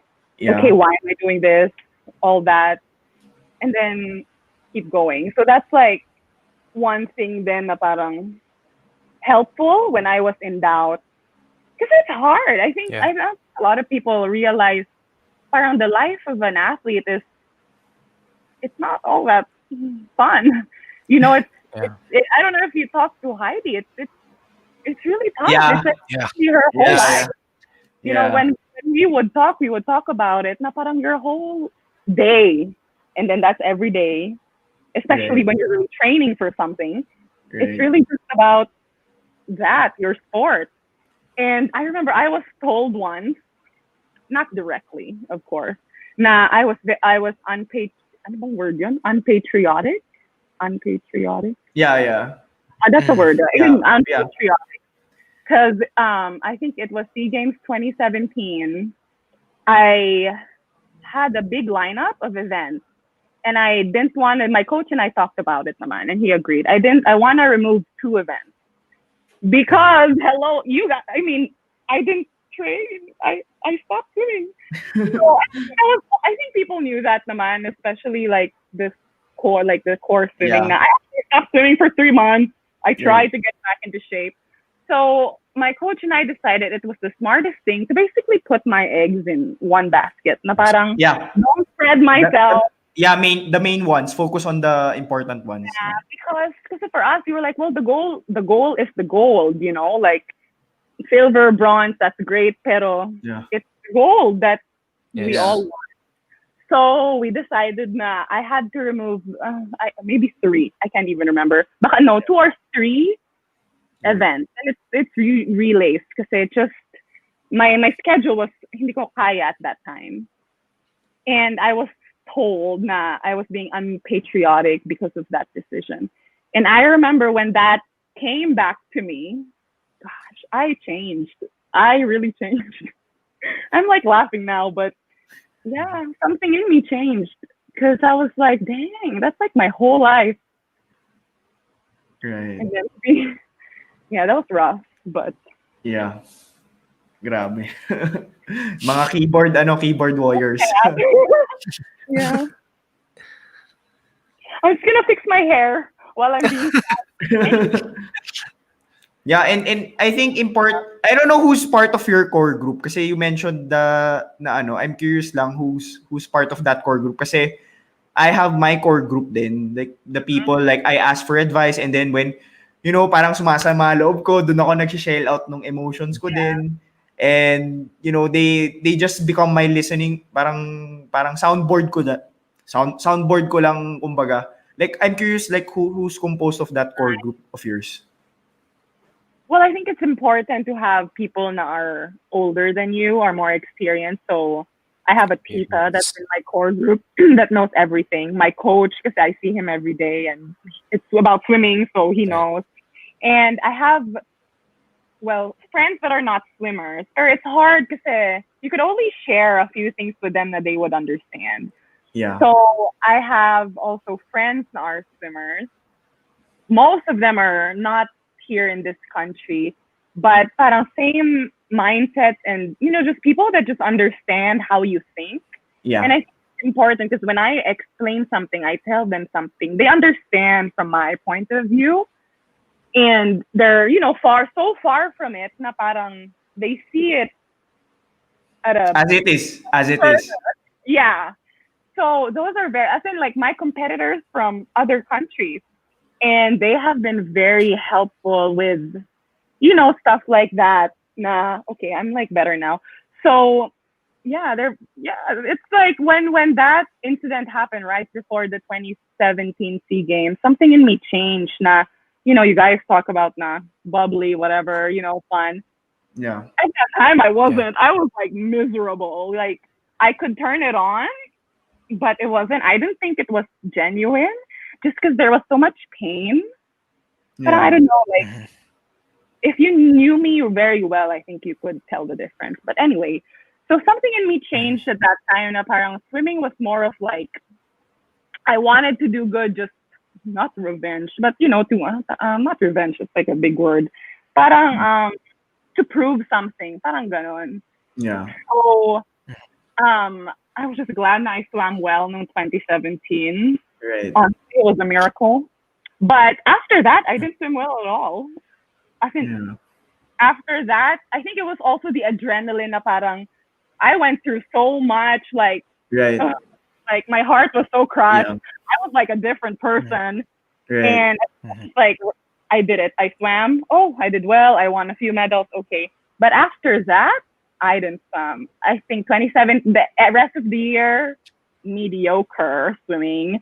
The whole 2018, mediocre swimming. I was so worried because the thing that I was really preparing for was 2019. It was coming up, and I wasn't doing well, and I was very nervous. I wasn't performing well. I feel like I was training so hard. I think I raged. Like I was so mad because I was like, I'm doing all of this, and this is what's happening. So like, as an athlete, then you feel like you don't really have a voice. If you say something, you're loose and loose. Yeah. Like it's a lose-lose scenario. Yeah. Yeah. So it's like, I think I tried it at the beginning, I tried to talk about it, but then I think my situation just got worse for like talking about it. So I was like, okay, I'm not going to do that. So I said, what can I do? I'm just going to swim fast. That's the only thing I can do. Like, I'll just let that do the talking, which was a mistake. Because, it made swimming parang or performing. I really don't want to use revenge, Pero I made it na parang my performance is the parang, I don't know the word. Parang I'll show you purpose. guys. I'll show you guys. Parang Parang ganon. Because I was just crushed. I was just like, and other things. And I think because of that, I wasn't swimming well. Because, like what I said at the beginning, it's something that I love to do. And ever since I was little, I loved doing it. So I really excelled at a young age because I loved it. And then parang, hindi naman nawala yung love, but I think the anger and like the whatever took over. Yeah. And I just swam horribly. Like, Right. even January last year, Feb, basta I was like, oh my gosh, magde-December na. Ano gagawin ko? It was talagang stress. And then, dun ko lang na-realize actually, everything that I'm talking about is because I've been parang putting so much pressure on myself, not only to perform for the country, for that, I think I was my harshest critic because I set myself up na, I mean, things are going on around me, okay, but I was like, okay, if I do this, I have to do this to show them. But like, that's just me in my head, I didn't really announce it to the world na, okay, like this person is telling me I'm unpatriotic. I will do this and do this to show her that I'm not. I didn't announce that, parang all these things that I'm trying to do, it's just in my head. Right. So parang if I don't do it, I give myself such a hard time. So it's just parang a rabbit hole of I just wasn't feeling good. I wasn't feeling good. I was just me. And then the core group comes in, all these years, they've been with me through it all. They've known everything, actually. And all of a sudden, it clicked. Thank you, Jesus. Like, I was like, perfect timing. So last year, it was like July. I wasn't swimming well July na. It was like, I was like counting down. I didn't even want to think of this game. Because my times were so off. And then, July na, sabi ko, oh my gosh. Ito pa yung pinaka like, it's in the Philippines, dito pa ako oh no. All the pressure. Talagang, but I think mostly it's because I want to show, na, why are you giving me such a hard time when, this is all I wanted to do and it's gonna, really, anyway. The moment that it turned around for me was, and I think this is a very important lesson. I try to live. I still try to think about it every day and kind of live by it. Control the controllables, like control what you can control. Yeah. And it's something that people have talked to me before. Like I've heard it so many times, and it's like, control what you can control, like whatever. Like, I know what that means, and but I guess I didn't because when the situation started and I was having like such a hard time with the leadership of the federation, I felt like I can control. Now for me, it's like, no, why are you giving me such a hard time? Like, why are you doing this to me? Like, I'm trying to change something I can't change, and I think that was the hardest part for me is because some things you just can't change, people, even in life, people are different people, they're not what you want them to be. I think not just in the sporting world, parang that's life. Like you're going to deal with different kinds of people throughout your life. Now you may clash with or whatever, and it is what it is. But at the beginning, I thought I could control it, and because it was so new to me, it was so parang strange. All this is happening. So I think that's why it was hard. I was harder on myself because I couldn't change the situation. But the situation was just getting worse because I was trying to change the situation. When unpatriotic, I tried to change that. I tried to swim well. I tried so hard nung SEA Games 2017. We won this one relay. So out of the 3, I think I didn't want to swim because of that comment. I just -2 na lang. So I swam 1. And then nag-medal kami. But, so I was like, okay, at least I did what I had to do. And the feedback was like, well, if you swam the other 2, baka nagka-medal pa. And I'm like, yeah. Like, di natin sure yun. Baka naman na-deads now. Kasi, hello. But I was really just hard on my trying to control that. Na parang, it took years to realize na, okay, I can't. And I think everything clicked last year when I realized na, okay, when you enumerate what you can control. And I think that's what I did. I was like, the only thing I can control is my attitude towards what I'm doing. Right. And parang expectations of myself. I had to change my expectations because parang I was using swimming as like parang a revenge.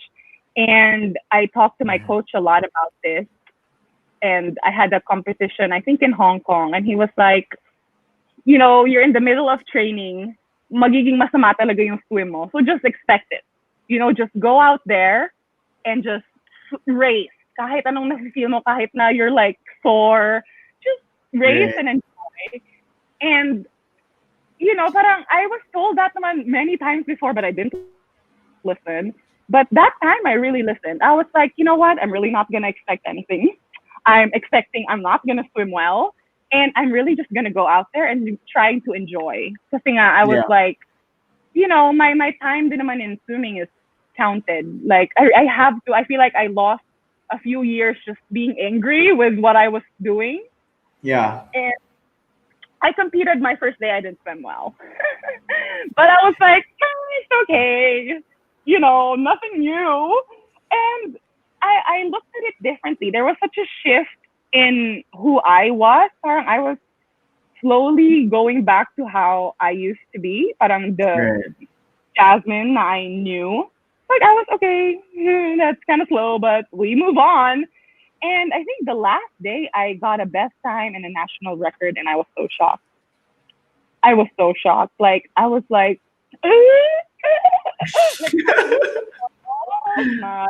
and like, you have no idea. I was like, oh my gosh, we are back in the game. Like, talagang ganon. Right. I mean, I don't think, hindi pa pala siya best time, but it was close. And I was like, ooh, we're back. Like, oh, ito lang pala yun. Like, and I told my coach, why didn't you do this to me before? But of course, I had to have, everything had to line up. I had to understand that and whatever. But a week after that, he was going to compete in Singapore. And then I was the only one that went. Kasi it was like a World Cup. But I was like, magkasunod kasi na competition. So I didn't have a coach that went with me. Kasi it was just not the right timing. But I really wanted to race again. So I went by myself. And I was like supported by my shout out sponsors at that time, Blackwater Elite, Cebuana Lumiere, Happy Toothpaste. So they were paying for my trips, my competitions, and my training. And I remember nagtitipid pa ako doon na parang, di na lang ako mag-hotel kasi trials, finals. Di naman ako mag-finals. Like, wag na tayo mag-hotel, like, save money. Kasi my sister lived in Singapore. So doon ako tumira sa kanya. And then I remember I would warm up. Kasi I don't even think anybody knew I was there. And I didn't even think of the political side. I didn't even think about, the pain in my heart. Right. Nothing. I went there. I remember I was warming up. And it was the first time in years I was dancing by myself, which used to be such a normal thing. Right. And I remember I was warming up. Like, I wasn't even doing anything that would help my swimming. Like, I mean, not even stretching. I was just like chilling in the bathroom. Like, and I was like, wow, like, this is different. But I remember this. I remember this kind of feeling. And I swam, no expectations. I finals every damn day, which I'm grateful for. Pero yung budget ko, so I had to we're so far because I didn't expect it. But anyway, and then that's pala where I got my personal best, and that was August. So I was just like, oh my gosh, thank you God, because like Jasmine's back. I remember that at that point I was like, okay, I think I'm gonna be okay for the SEA Games. Kasi I felt I didn't realize na I left the building. Na parang it wasn't really the real me this whole time. I mean, the last few years. At that competition, I felt like myself again, and it Yeah. was such a breaking point. Right. Parang I turn around from when I got crushed the first time. And parang, I could live with and I could swim with all that going on around me and still be myself. And that was such a big realization for Right. me. I found the joy in what I was doing. Right. And yeah, I swam all best times after not doing well for 2 years. And I mean, I don't think that's going to work. I don't know if that's going to work for everybody, but Yeah. I don't know. That's like such a learning thing for me now. It's really important to not associate anger and pain with what you're doing, what you're passionate Right. about. It would really affect it, even though I felt like Mhm. the anger is helping me. Kasi nung SEA Games 2017, I was like, it was fresh. So I thought it helped me perform well. Because I was like, I don't have enough training. I don't know how I swam well. And I was like, oh, maybe it's that parang just fire or anger inside, but yeah, I don't know. Maybe it's just a miracle that I did that. It's really not the anger.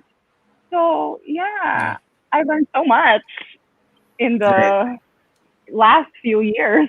Sorry, I just babbled. Yeah. I think you were trying to be someone na ano. Kasi I think sometimes, di ba, pag may nasabi sa'yo na hindi ka ganda, parang hindi ka gandahan, like being unpatriotic, knowing that you've represented the country. Diba, sometimes we try to be, and we try to enjoy life. Tapos pag may nasabing ganun, sometimes we hide a bit of Yeah. ourselves because parang wala ka namang ginagawang masama. You're trying to just be Yeah. yourself.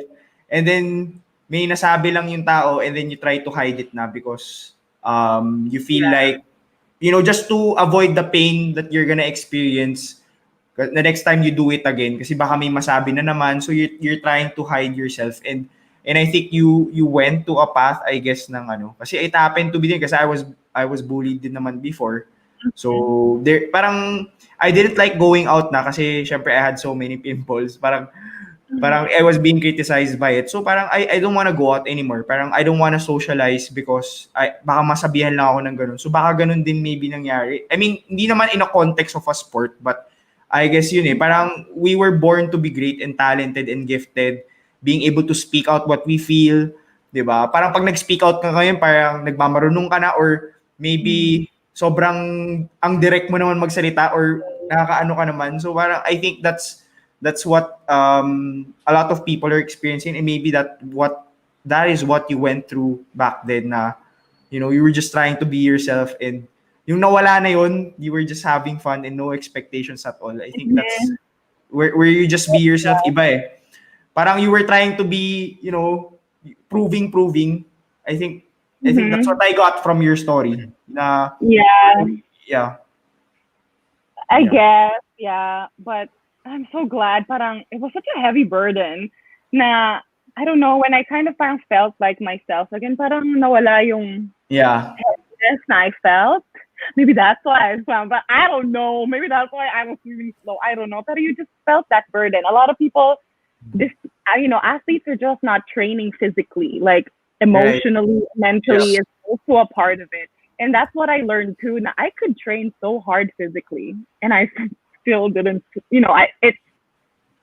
It's not enough. Now I have to take care of my mental and emotional well-being as well. And yeah, it came in clutch at the last second, but I'm glad it did. Pero I think that's part of the process din. When you go through ano, parang 'di ba, parang athletes go through slumps then in their it's not just always yung laging ano ka at the peak of your performance, but you go through those times na na you go down, and at the same time, I mean that's generally about life na sometimes I'm up, sometimes I'm down. I feel those emotions. I'm sure you have those down times as well. Yeah. Totally get it. Super grabe. Yeah. But I'm glad that's over. Yeah. I can't imagine. I'm just laughing and smiling about it right now. If you would have seen me 2 years ago and we have talked about it, it's a different story. Yeah. But I think I think yung biggest takeaway ko from your journey was really controlling what you can control. And parang there are so many factors na hindi mo control, like Yeah. Like right now, what's happening is the pandemic. I mean, that's something that you can control. So, but a lot of people are affected by it. I'm not gonna lie that I wasn't affected by it kasi di ka na makalabas eh. I mean, it's something that you Yeah. have to adjust to. So, I mean, just focus on yun din yung favorite quote ko eh. Sabi nga ni Mark Cuban. Yun yung basta coming from Mark Cuban eh na the only thing you can control in life is your effort, nothing else. Yeah. That is so true. I was gonna add something, but I got distracted by that Mark Cuban quote. Yeah. That's my favorite quote. Kasi parang sa akin, parang no matter what the circumstance, basta alam ko I made an effort. Whatever the result may be, I know for myself. At least, di ba, wala kang what if at all. Yeah. And I think this is something na parang was also important for me is I had to forgive in order to let go of that emotional parang. Pero it's just in my head. Like, there are some things that, of course, you have to ask forgiveness or tell the person I forgive you. Some cases, you know, it's better if it's face to face. But for me, it was more of like I had to do it so I could like get out of it. You know, like you're not doing it for the person but for yourself. I was doing it for myself. But sure, yeah, like I don't hate that person. Like, no, I don't hate that person. I didn't like what I had to go through. But like I would never, you know, I don't want anything like, and hate is I don't want anything bad to happen to whoever that wronged me. But I did not like what I had to go through. I would not recommend it. I would not promote it. But yeah, no. But the fact that I had to realize that in order for me to be able to control what I can control, I first have to forgive and parang heal my heart first. Right. And it was hard because I was like, but she gave me such a hard time. And then parang, you know, you have to be honest with it. Na parang, you know what? It's the past. Forgive, but don't forget. And whatever happens in the future, just know what you can control and what not. Because that happened before the SEA Games. Like I was like, great, I forgive. Like, you know, I like moved on. I feel like I was like, ooh, I rise above. It was like the perfect title. Na parang, okay, I'm above this. Like I could do this even with all this happening. But then the SEA Games happened and my coach wasn't allowed to coach sa pool. Para ako nagka-relapse na parang, you know, lahat ng emotions from all those years bumalik. Because it's like, you know, at the back of your head, even though no matter how mature you are or whatever, at the back of your head, syempre you're gonna think na maybe this person is doing it to really get at you, to really like affect you and hurt you, even though I hope that's not true, but it's hard not to think that way. And I had a little moment of a relapse. I was like, nope, I don't forgive. Like, no, no. I'm kidding, but that really tested me. It was like a week before SEA Games, and I thought I was like good to go.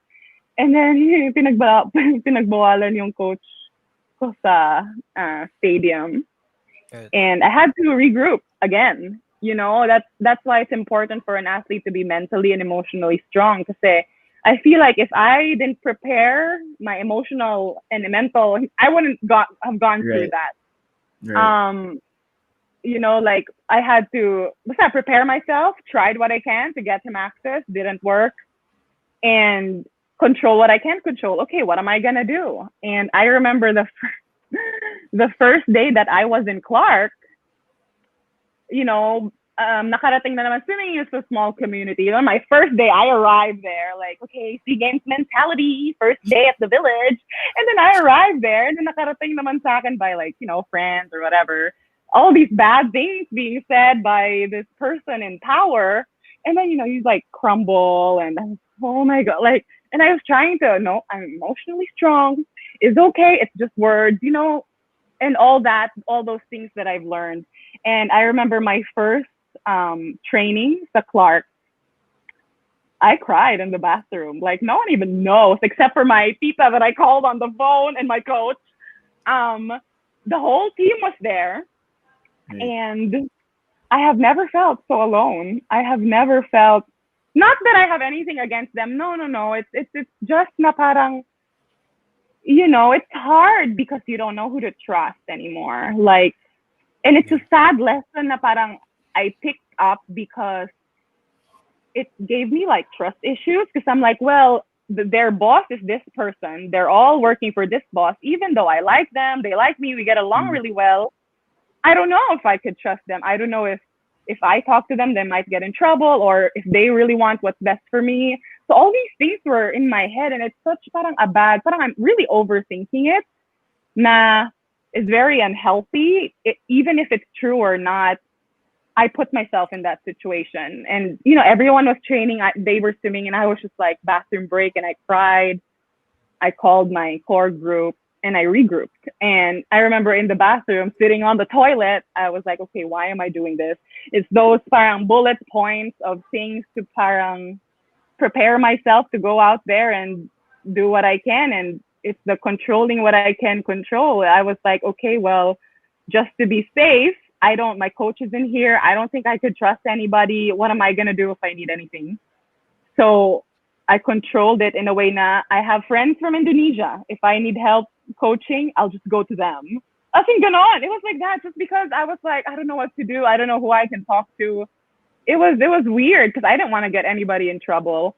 And so parang I walked out of the bathroom, I remember with my head high because, I was sure in my heart, okay, I really wanted to be here. No matter what's going on, I wanted to be here. I wanted to represent the Philippines the best I can. The team is training. I want to get in with them no matter how I'm feeling. I don't want to show na I cried, like I was one of the veterans there.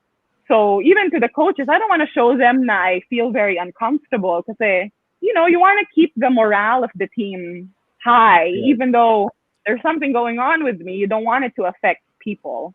Right. So I think one of my biggest, proudest moments, I don't know, I think it weighs evenly with the medals no SEA Games, was being able to go out of that bathroom after like really crying. Not head high na parang, okay, I'm ready.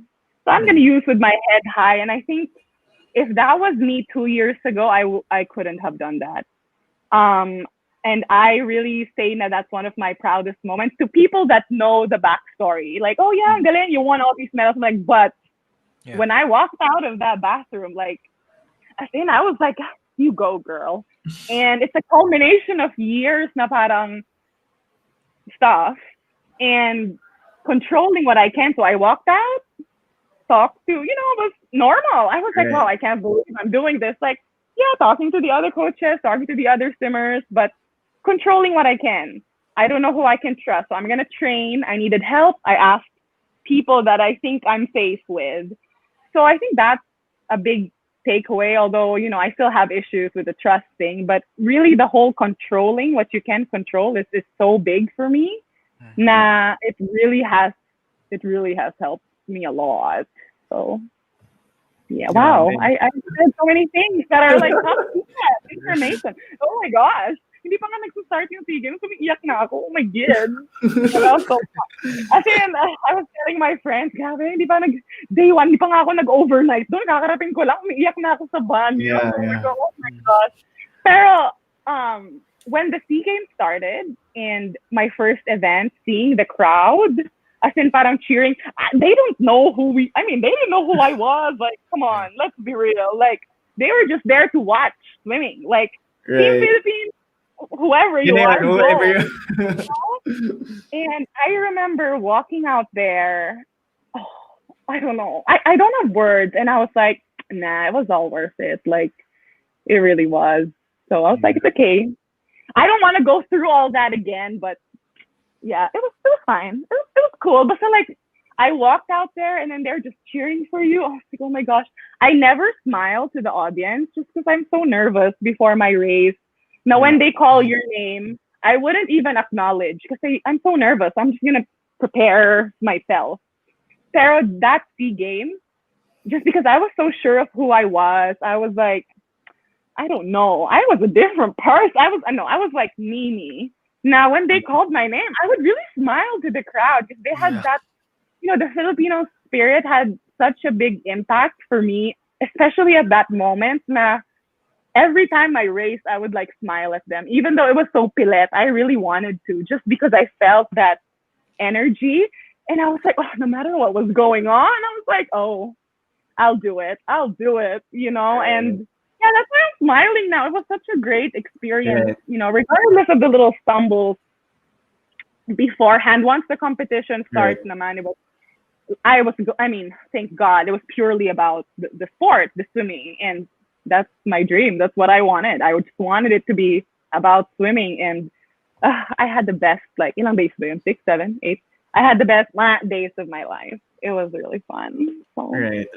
Yeah. I can totally not in a way na particularly for a sport, but I guess when we were trying to do this ni Ken, I remember, I think the first couple of episodes I was crying before when I was taking a bath kasi niiyak ako baka ano ba mangyayari dito sa pinagagawa namin. So and at the same time, parang there were sleepless nights din. I think, Ken, di ba nakaka-relate ka din? Meron tayong mga nights na wala kaming tulog kasi we were so kinakabahan kami because we were, parang interviewing sports personalities like you. So it was like a tough challenge din for me na paano baka pagtawanan lang kami or something like that. So yeah, it was all worth it then. I think being able to overcome this. Kasi sometimes on the surface they see the great pictures, the winning moments and all sorts of stuff, but they don't see the crying times, the times that you parang feel mo nagplateau ka, because I had so many times like that din eh. I don't know if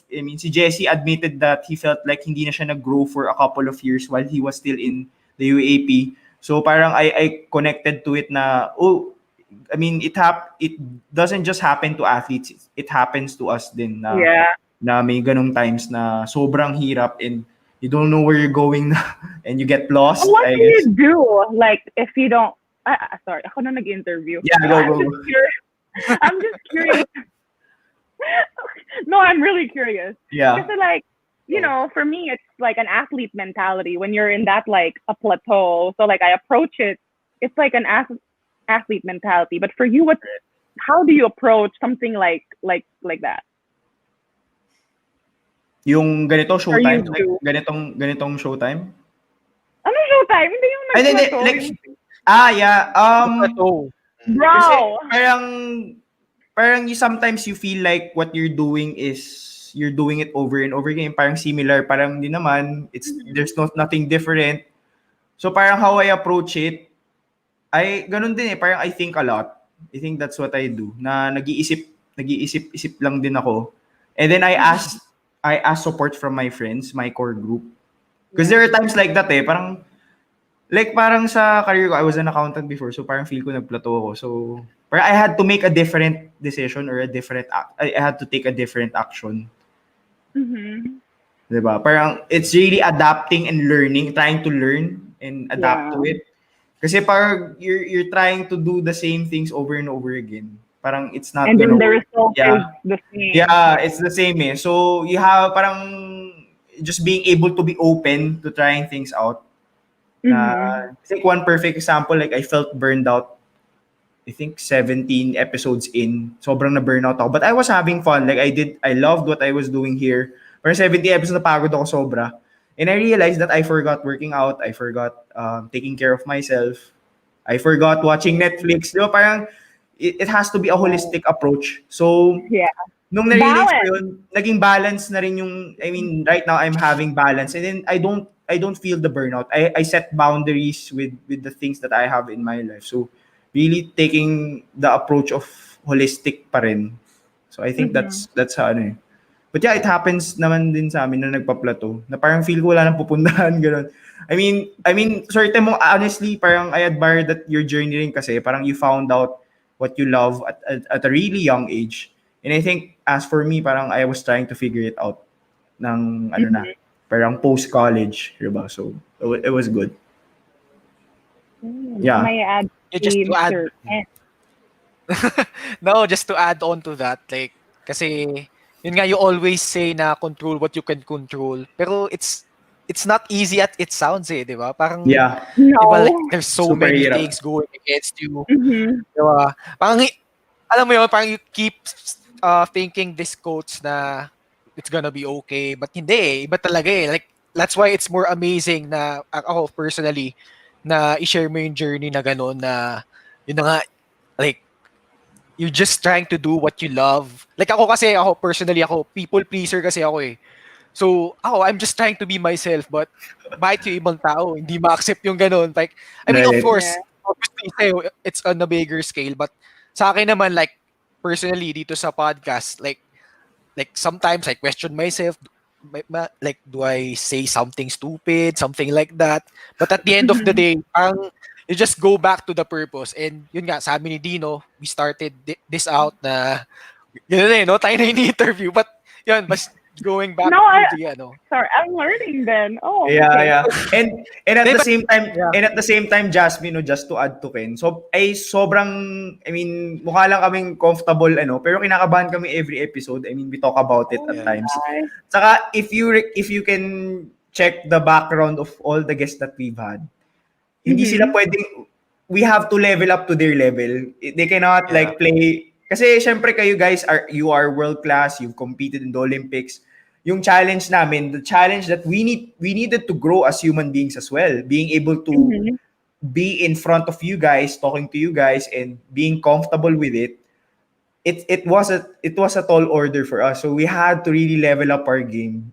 Kumbaga, work Yeah. on ourselves so that when we face someone like Jasmine Alkhaldi, hindi kaya namin mag-joke, kaya din namin mag-ask ng real Grabe nga kayo questions, mag-joke eh. di Kinenta na ba? ako.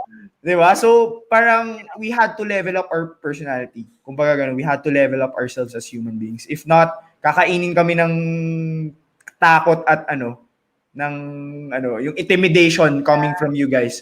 So parang what you were feeling with Michael Phelps, we were feeling with you guys. Ganun yun. Oo, ganun. Kasi mas starstruck kami. If I were to share one thing, sorry, you were talking and it reminded me of something. So I don't know if you know Akiko Thompson, and she's been I guess a mentor is like the perfect word ever since I guess I met her when I was 11. And ever since then, she would always check up on me and give me advice, help me on things. And, it's because parang we have medyo similar journeys. So I love what she has done for me. And I hope to be that person to someone else. But Right. in different stages, ever since I was 11 to now, she was like constantly giving me advice, not all the time, but there were moments. And during this tumultuous last couple of years, she gave me one of the best advice. Now, when she told me, I was really like, I roll. I don't believe that, but it's so true, like, anyway, now you always have to have that at the back of your head. And she said, you have to be kind to yourself in whatever you're doing. Right. Be kind to yourself. And Yeah. like what you said, you're kind of bringing yourself down. You're saying all these like negative things. And naalala ko lang yun because ever since she said that to me, I'm my harshest critic. I'm always so hard on myself. So I hear that parang voice na you have to be kind to yourself. So I'm just sharing it to you. Because it's still a work in progress for me. I'm so hard on myself din. Like sometimes, di ba, parang we prepared so many things for the episode and then bakit unti lang, like parang I always look at the number of viewers, like parang unti lang ng viewers, like sometimes, di ba, parang you put so much into it and then ganun lang yung parang the outcome. Parang we know that we're good, we know that, we put so much into it and then, di ba, parang ikaw you've been working on it tapos bakit ganun, di ba? So parang the frustration comes out and, I've been my hardest critic din and sometimes sabi nga nung na enjoy life, di ba? I mean, as long as you put in the effort, you get better every single day. You're gonna have these daily battles that you face. Diba? I have my own battles, Ken has his own battles, but parang ganun. So be it. Yeah, diba? balance din yun. Like I think it's healthy and good to like be a harsh critic to yourself. I think for me that's why I'm a slight perfectionist and I hate it. Like, it's it's a blessing and a curse. It's like the Yeah. Gemini in me. But if it wasn't for that parang work ethic, I wouldn't do certain things the way I do them. But also it hurts me if I'm too perfectionist. But it hurts me in some ways. So it's also parang that balance of, yeah, you could be harsh sometimes, Yeah. but sometimes you really have to be kind. There are days that you really just have to be kind to yourself. Right. And so yeah, it's like that balance then. You can't be kind to yourself all the time. Wala namang mangyayari sa'yo. You know what I mean? Like, Right. yeah. Tama. You still have to like push yourself pa rin. Yeah, I think Oh ito my sabi gosh, I love what you said. Yeah, galing, John. ikaw na lang basta ano Ayoko para ikaw na yung host kasi ayun, sabi niya, we don't grow when things are easy, we grow when we face challenges. My biggest takeaway from this episode. But I think parang you choose your battles pa din. You choose the battles that are worth fighting for, I guess. Yeah. Parang kahit gaano kahirap gumawa ng podcast. I mean, there's so many sports podcasts. I mean, nag-guest na rin naman si Jasmine dun sa ibang, like kanila Gino Rufino. Like, they have their own battles. I mean, mga colleagues din namin ni Ken, they have their own battles. But you choose your battles. Yung worth fighting for. Kasi, pag alam mong worth fighting for yan, you're gonna consistently do it despite all the obstacles in front of you. So, yeah. I don't know. If you'd like to add on that, Jasmine? I don't know. Since ikaw yung guest parang ako yung naging guest. Ako na sumagot. Yeah, that's true, like, it's, parang nasabi ko lahat, ang dami ko na nasabi. Like parang ikaw, the reason why you're still in swimming is because for you, that's the battle that you wanna, you wanna continue on because for you, that's the right thing for you, despite all that's in front of you right now, diba?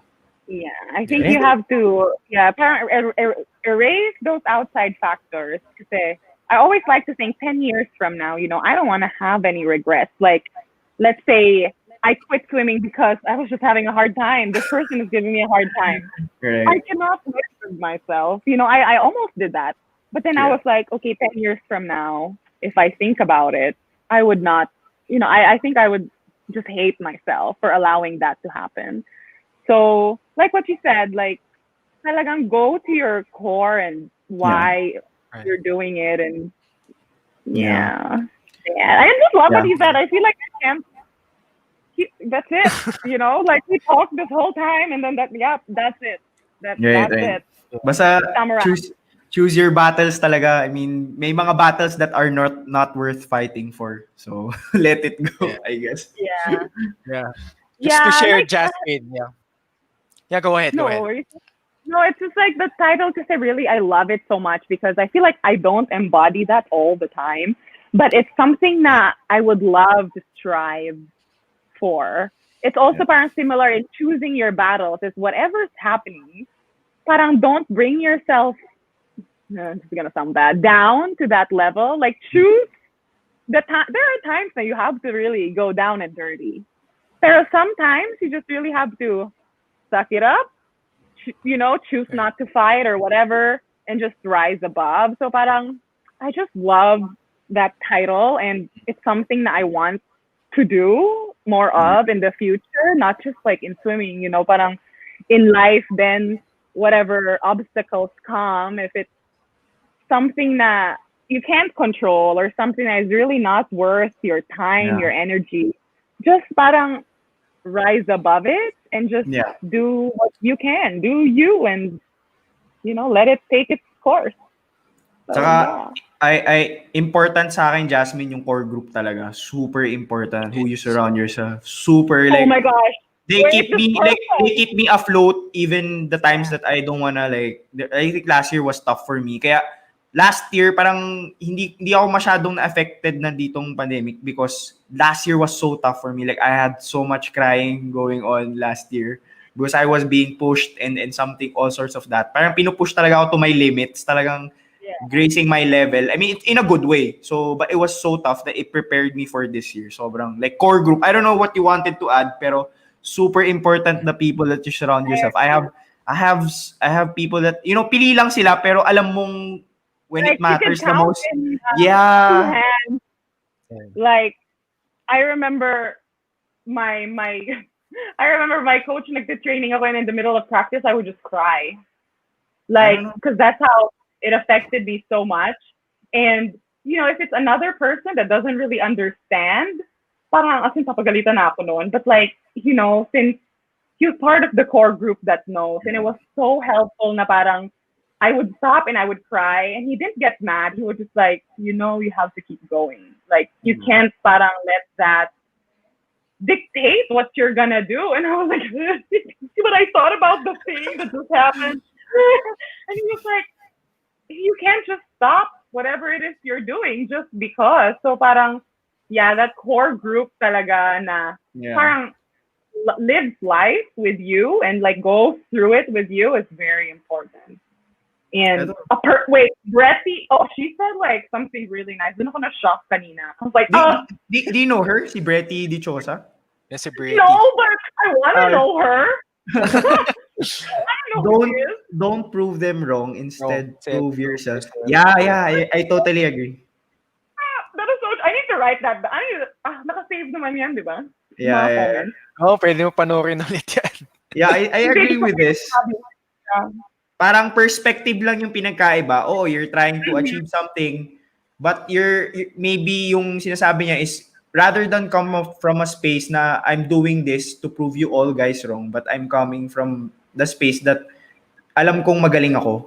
Na I'm doing it for myself, not to prove you guys wrong. You'd like to add to I learned that the hard way, Bretty. Thank you. Man, that is so true. Wow, I'm like learning so much. I wish I was told these things early last year. Man. Priscilla also said something really nice. Yeah. Grow through what you go through. Yeah, so she's been tuning in since I think episode 13. Yeah. Go, Ken. Actually, Jasmine, si Priscilla, she's part of our team. Tapos si John Cristobal, he's the one who created yung credentials mo, yung poster, and yung yun. So si Jasmine, she's part of our team now, but before she was a viewer sa namin. Si Priscilla. That's cool. Heavy recruiting. Yeah. Yeah, Dino, I'd like shout out ko lang si Japoy Lizardo just tuning in. So Japoy, our previous guest and your family. Episode ba 12? Ang cute ng anak ni Japoy si Jace. Si Jace saka si JV, sobrang cute. Yeah. Sobrang. Yeah. Yeah, I mean, follow ko sila parang ang cute nila. Ayun, yung The Lizardo Squad, yan, sa YouTube. Yeah! You can follow that. Yeah, you can follow Very that. Very adorable kids. Sa gusto ko yan, si Coach Chapoy, makasama ko sa bike. Kasi mahilig siya mag-bike. Yeah, so Jasmine, actually, sobrang dami mo nang na-share. And honestly, grabe. Oh my God. Wow. Kaya ako mag-second dinner. Gutom na ako. So, actually, not a joke. Yeah, so, ayun, Dino, before we let her go, like, I would just like to ask Jasmine, like, you've been swimming for so many years. Ayan, hindi ka naman nilalamig, no? Kasi, baka na dito actually. Yeah, I mean, kahinta. So, anyway, looking back at your colorful career, Jasmine, I mean, na-share mo na lahat, like, the ups and downs, especially the downs, how you've bounced through all of that. Like, from all of them, sa lahat ng mga pinagdaanan mo, ano yung mga most valuable things na natutunan mo? And, ayun, ba't ka natatawa, Dino? Hindi, sinot niyo ulit yung Philippinanan niyo. Ayan. Question and answer. Oo. So, mga boys na nanonood na, kung may question kayo na personal, na kay, di ba, kay Jasmine, tanongin niyo. Question and answer kami. Okay. Yan, baka gutom na siya. Yeah, sir, go ahead. Sige. World peace. Thank you. No, I forgot. What were you saying? No, like, yun lang, like, ano yung mga most valuable things na you've learned and helped you throughout your life up until today? Sobrang dami niyan. I will pick my favorite ones. Obviously, number one for me, Yeah. having a relationship with God was very important because there are just things that very unexplainable. You can't really go through them, and I feel like prayer helps me a lot, and Yeah. parang surrendering all like my problems to God. Kasi, alam mo yun, it's also like if you tell it to a friend, everything, parang ko din naman yung friend mo, like you're like just dumping problems and problems. Yeah. And sometimes they don't know the answer to everything, but I mean, they're there, they're great. But for me, I think I found great foreign comfort in just releasing, especially all my anxieties and burdens. And that, I don't know how this can question, but that's one thing that was consistent for me ever since I was little. Yeah, praying. Yeah, and having that connection nga na parang, just parang, Lord help me, with what I do because, you don't want to do anything wrong, especially, at this parang point also in your life and in your career and just asking guidance and wisdom from God as well helps. And then at the same time, to add to that is the core group of people as well. I mean, it's also Right. important to not only talk to God, but also talk to other people, like share, ask advice. I was very, very, very grateful to have in the last years those, aside from the sponsors that I mentioned that really helped me when I couldn't control things, they allowed me to control things. Right. But the people that actually parang were there for me emotionally and mentally na was giving me advice and basically was holding my hand through it all, like figuratively. That was a big, big takeaway and a big deal for me na parang you can't go through life alone. Even though parang it means na you have to be vulnerable, na you have to parang lower your pride and sometimes ask for help, Right. even if sometimes nakakahiya, the problems that you face sometimes are petty. Yeah. And, nakakahiya kasi... Saka Olympian ka, di ba? Siyempre, Olympian ka, tapos hingi ka ng sorry. Yeah, also parang, yeah, doing that kasi, I don't know, people amaze me. Not all. A few people amaze me.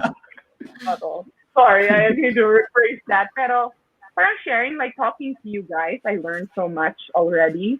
And it's something that I want to keep doing. In order for you to grow also, it's learning from the experiences of others and how others Right. deal with challenges. And Right. yeah, that was also something that I asked my, people, not my rivals from other countries. Yeah. And if you ask 12-year-old me, na parang, oh my gosh, you would talk to this girl about your, deepest, darkest, like your problems and whatever, and you'd actually have an amazing, insightful competition, even though she's your rival and you really want to beat her in the swimming pool. Right. And I have that, the person I've been competing against for years. I mean, a couple of them, I share very like sacred, secret things, and the people that you least expect to help you from it are the ones that are just giving like you wouldn't know where like the help is gonna come from. So I don't know. So that was nice Yeah. too. I honestly forgot the question because I kept talking. So I think I answered it. Yeah. Grabe, beauty queen answer. Di ba may timer yon? Natatalo na ako. De, pero I agree na, people, connecting with other people is great kasi maybe your weaknesses you can learn from them and your strengths you can share to other people. I think that was something that I learned last week na yung strengths ko as a person, I can share it to other people. But at the same time, the things that I need to work on as a person, may it be relationship or health, I can learn it from other people. Na strength naman yun. Parang it's great to connect with other people. Like that's the end point of everything that, Jasmine said. Yun. I can't believe we've been talking for whoa. Yeah. Super, super. Yun. I mean, onti nga lang yung mga binanggit ko. OMG! May pa yun, save it for some other time. That's the PG version. So ito, I mean, applicable pa rin ba yung tinanong sa nila Gino Rufino nung game na? Are you still single? Oh my God. But there's a pandemic going on, so we need to be careful. Okay. So yun nga, yung application nga, di ba, i-test natin yung... Kayo na doon. Usap test. Anong tawag doon? Yung casting. Yung magka-cast. Yeah. But what are the qualities that you look for? Ayan. Para at least last question.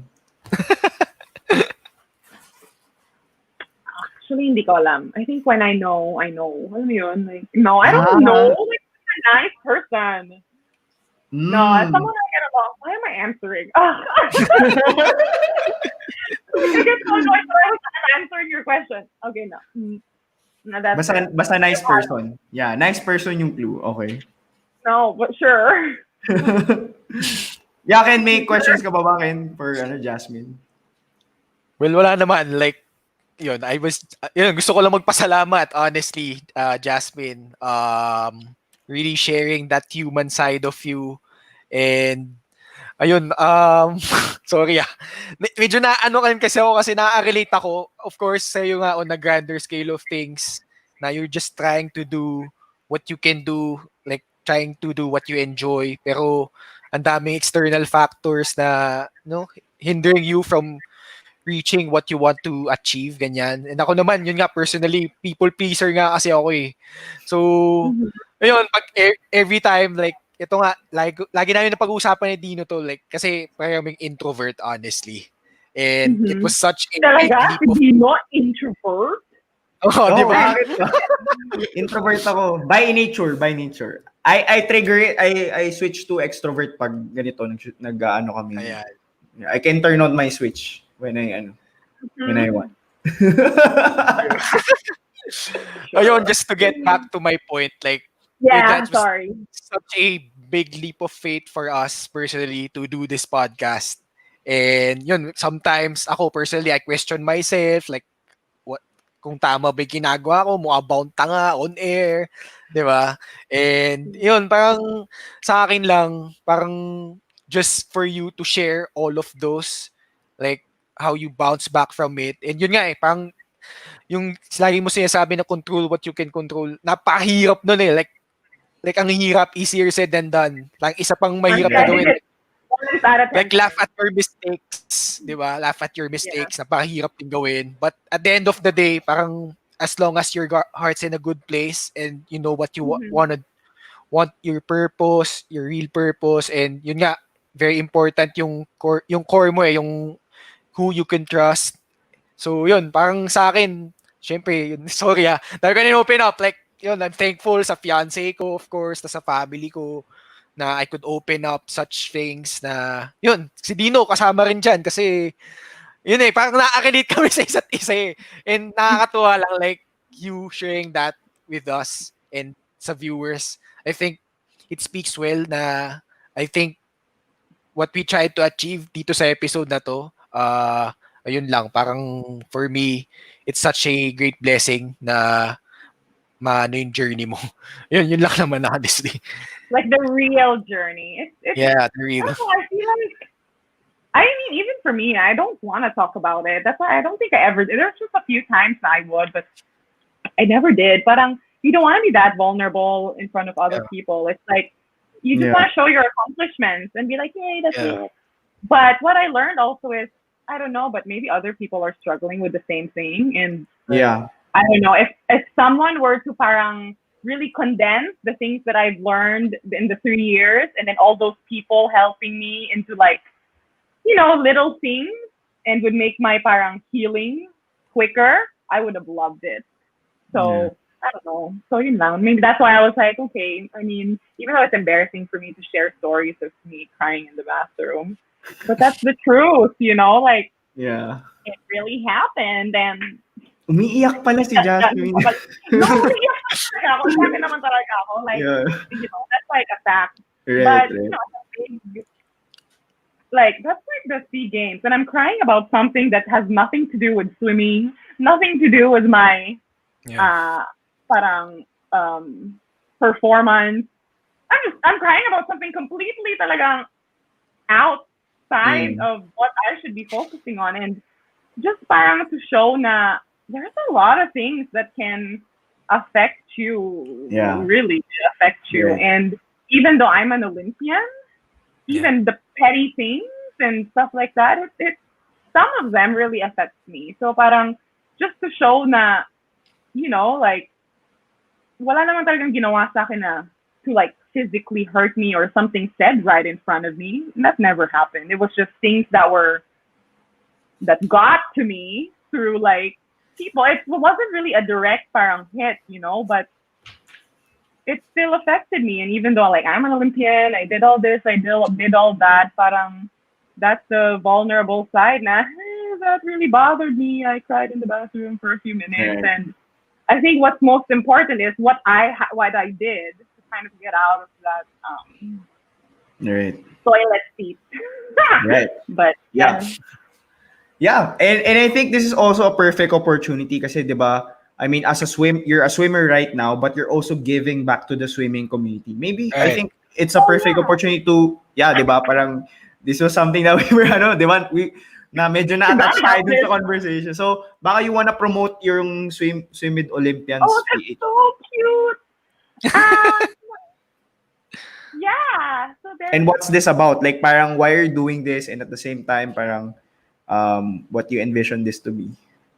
so that started. Well, I had a parang I don't know. It's like a passion project. It started as a passion project in my heart. Na a lot of people, yun nga, doesn't really re- realize na I'm from the Philippines. I've gone through a lot of similar things na local swimmers have gone through, and I feel like I learned so much in my experiences of training abroad, competing abroad, and I wanted to share it to the kids here in the Philippines kasi parang I feel like for them to realize na the Olympic dream is actually not that impossible.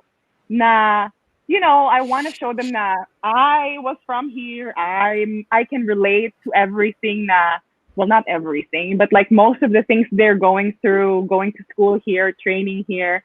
And I want to show them that if I can do it, they can do it too. So Yeah. this is like a swim clinic where it's me and two other coaches that help me.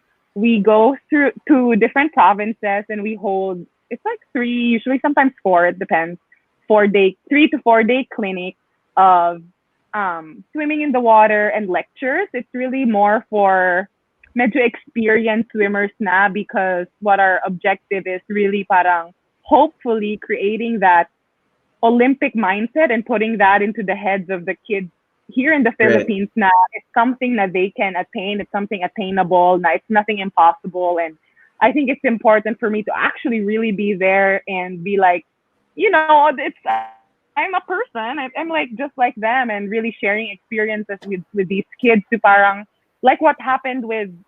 I'm not comparing myself to Michael Phelps, but like what happened with my experience in the Olympics, parang the gap between me and Michael Phelps, parang it got closer na parang, Mm. tao lang din siya. And I want to close that gap, especially to the young kids here na parang, usually they only see national athletes on news, TV, Yeah. ganyan. And I don't know, I think it's really important na I'm there, I show up and Yeah. share everything that I've learned, because I feel like it's such a waste na I just keep it all to myself. Mm. Because I feel like I've gone through so many things, also amazing experiences of learning from different coaches, learning from different swimmers, and parang to just like, just sa akin lang, like, yun lang. I don't know, it's such a waste. So I want to share that to as many kids as I can too. And hopefully, we can produce more locally based Olympians in the future.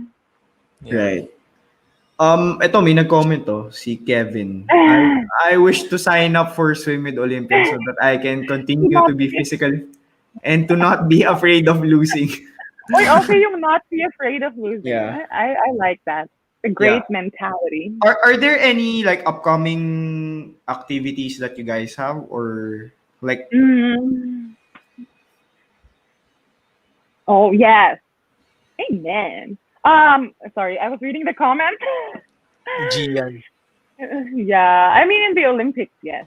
Yeah. You know, it's super cool to watch. yeah, swimming. like talaga yun yung inaabangan eh. Right? Wala naman because of COVID. There's not much for competition or for swim with the Olympians. For swim with Yung Olympians, Swim with Olympians, yeah. ay, nakalimutan ko na. But we were supposed to go. Oh my gosh, parang that was so far away. January nasa Bicol kami or Clark. Oh man, I'm confusing. But so January we were in Naga, maybe. And then February we were in Pampanga, not Clark, Pampanga. Nice. And we were supposed to go to, hindi kasi ako yung nag-aayos. I don't know. Iloilo or Aklan? Oh, I don't know. It was, basta there was dalawa in March because it was summer, March, April, and then one in April. But it was supposed to be packed, and I was really excited because we were going to do one clinic after another. I think in Aklan and Iloilo or Cagayan de Oro. I don't know. But so it didn't happen. And I was so bummed. I was looking forward. My goal talaga is to go to as many provinces and really reach. Kasi ang daming swimmers in the Philippines. Right. Oh. Because we are surrounded by water. There's really a lot. Our clinics, and we stopped, like, I think 60 is our max. Kasi tatlo lang kami. Like, you know, we can't take any more kasi we really want to focus.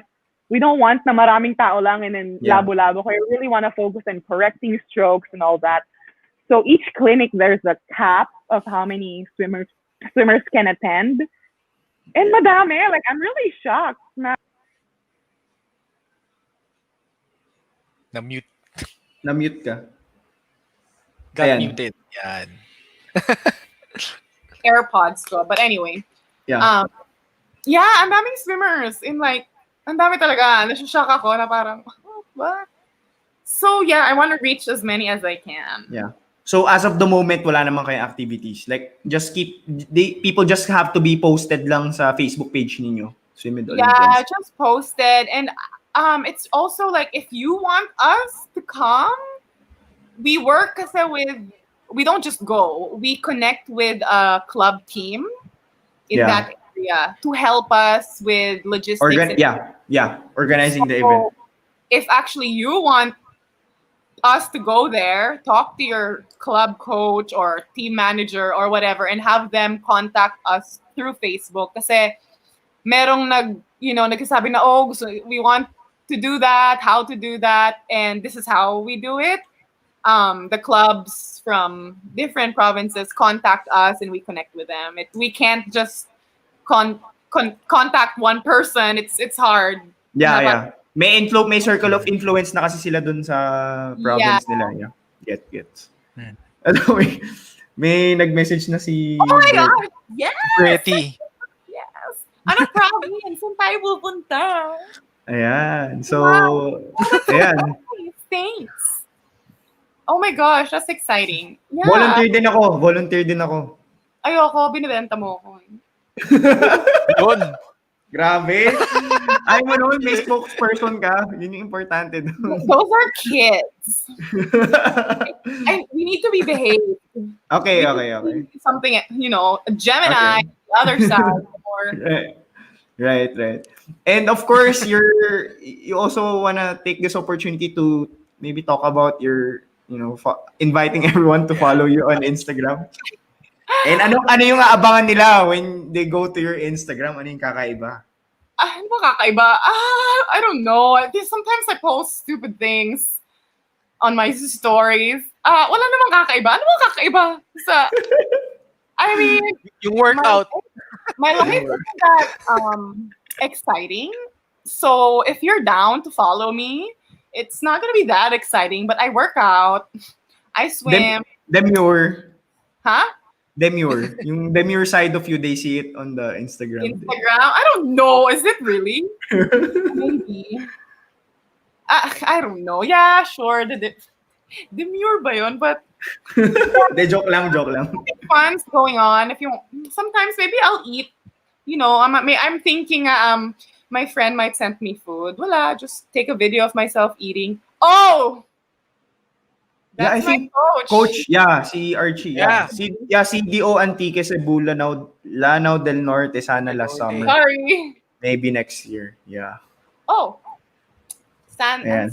last summer. Ayan, Yeah. so, paano siya magre-reach out si Bretty if she wants to volunteer? Ayun na lang, i-message niya si coach. So if you want to volunteer, you can just go to Archie Lim and then just reach out to him. Tama ba? Binugaw yung coach. Sa kanya na mag-message. Siguro or mag-message din sa Swim with Olympians na Facebook page. Yeah, mag-message sa Facebook page naman actually, you can message. So she can message there and right. yeah, pero so far wala pa. We're very bummed, but hopefully nga next year. Lanao del Norte, I don't even know where that is. Mindanao. Sasali kayo?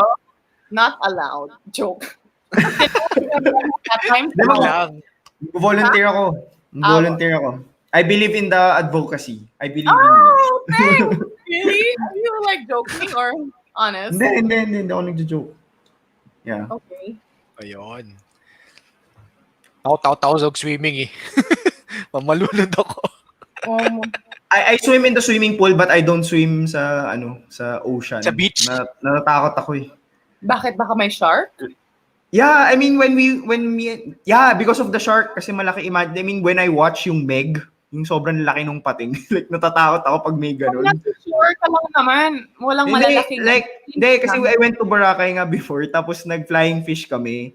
May person ako sa harap ko, sabi ko wag ka bibitaw kasi ayoko mahulog kahit naka-life vest ako kasi tatakot ako baka may shark nga below. Yeah. Cover the event. What do you mean? Would love someone. Oo, yeah. Hindi, yung may video team kasi kami, may creatives team kami. So we can Ayun, pwede. Pwede. Like we have one of the best, creatives team sa... Oh, that's my coach. Well, yeah, of course. We're very open. Hindi yan. Jennifer. Hindi si Archie. Okay. Coach ko din yun. But she's my coach in Hawaii. Hawaii naman. Si Coach Archie yung coach ko now. Wow. Pero, yes. Nukas na ba doon? Umaga ngayon doon, di ba? Morning. Yeah. Morning Hindi, there. wala siya sa Hawaii. But, mag-hi naman kayo sa kanya. Hi, Jennifer. Hi, Coach. Jennifer Buffin, yeah. I can speak with her, yeah. Super, Yeah. Parang naging lang tayo na nagkwentuhan na lang talaga tayo dito. Parang nagkwentuhan na lang tayo dito eh. Kulang na lang beer. Oh my gosh, ano yung mga pinagsasabi ko kanina? Nah, just kidding. Yeah. Ken, may questions ka ba kay Jasmine? Well, wala So, na. ka-cover Actually, namin na? oh yun. Yeah, I mean, Dino. pwede. We're very open to support. Tapos, syempre, kausapin ko yung team ko. Pero, syempre, tulong ako dyan. Sa akin kasi, syempre, we're here to unite the sports community, di ba?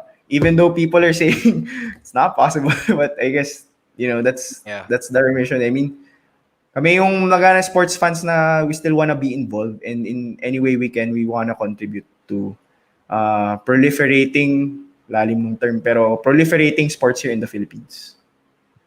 Yeah. Yaon. Dito ko lang sa kay Coach Jan. That's our picture. Okay. Right. What? Zoom naman, zoom. Oh, wow. Good times. Saan siya? Naka-black jacket. Ha? Yung nasa gitna? Sino siya? Nasa gitna. Hindi ko kasi ma-distinguish eh. Ako yung itim. Ang itim ko nun. Ayan, so I think unless kami wala lang tapos na kami sa questions namin, baka may tanong ka sa amin or wala naman na Right. Okay. I think you guys are doing great. Thank you for giving athletes, well, not just athletes, people opportunity to talk about things na they usually don't talk about. Yeah, kasi parang nabanggit nyo na, you're very, what's the word? Not self-conscious, but you're, basta pa-pressure kayo and, with what you're doing, if it's the right thing or not. And Yeah. I had a good time, especially then nung pre-interview and now. Interview. So, I don't know, just from me outside, you're doing great. Keep it up. Yeah, thanks Jasmine. Thank you. Yun. And Jasmine, baka you wanna Jasmine, Ken, baka you want to say your thank you kay being here with us. Actually, minetso ko na kanina Tapos ka na ba? But, Tapos ka na ayun, ba? Jasmine, once again, yun. Ha? Oh, ikaw naman. Yeah, sige. So, Jasmine, I just wanna say Ikaw thank you naman. rin for Ano ba? Ayun, so Jasmine, just wanna Ikaw say naman. thank you for just wanna say thank you. Hindi ko alam, di kami nagkaka-connect di ba? Naglalag. Sorry. I just wanna say thank you rin for saying yes to us. Kasi alam ko busy ka rin naman sa training and parang with all sorts of stuff, but I just wanna thank you then for sharing your journey. Even though, those were very personal stuff, but you were able to share it dito sa episode, and super dami ko ring learnings and takeaways from you. And of course, our viewers then are gonna watch the replay. They're gonna be, grateful that they watched your episode. And yun, maraming salamat for your time. And kakulitan. Overtime. Oo, kasi sobrang overtime tayo. Pero, I mean, Gaano katagal ba dapat to? dapat hanggang 10 lang 10. siya eh.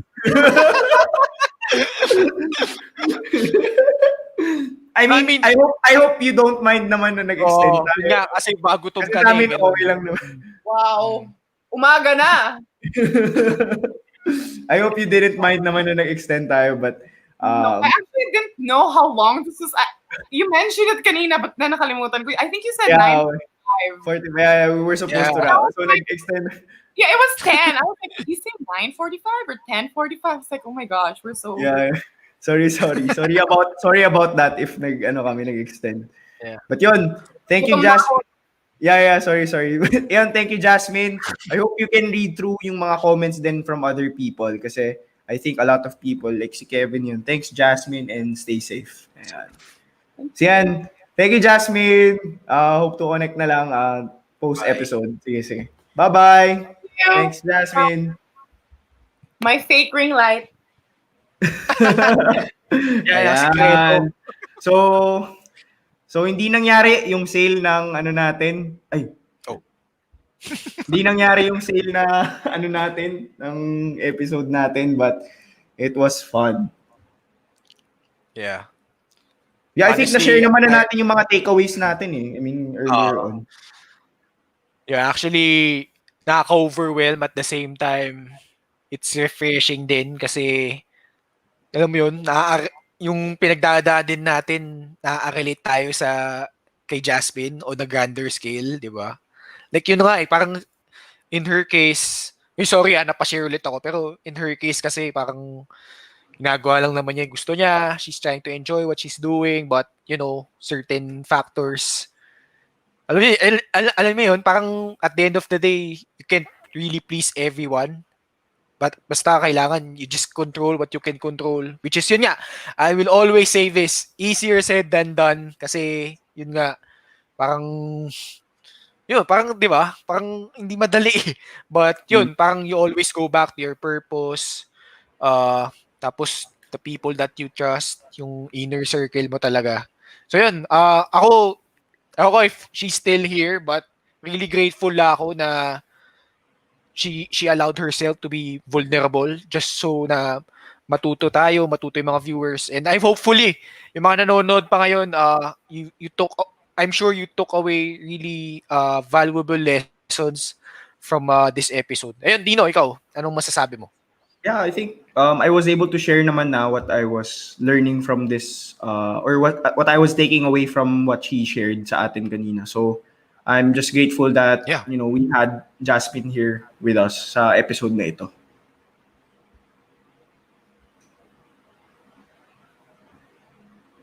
Ken? And of course, guys, please like and share. If you haven't liked or shared this episode, please help us in spreading the love for the game by liking and sharing this episode. And at the same time, if you love our content and you're learning so much from us, you're gaining so much experience from this that you can apply in your life. So like and follow us on Facebook and Instagram at For the Love of the Game PH, and on Twitter at FTLOTGPH, and on YouTube at subscribe kayo at For the Love of the Game. Okay, so, and of course, here to promote din as well, yung next episode namin, it's gonna be on November 18 with a TV actor whose first love was always basketball. So, TV and film actor. So, it's gonna be on November 18. It's gonna be 8 p.m. So, tune in with us on Facebook Live and on YouTube. And of course, you can yung mga pasasalamatan natin.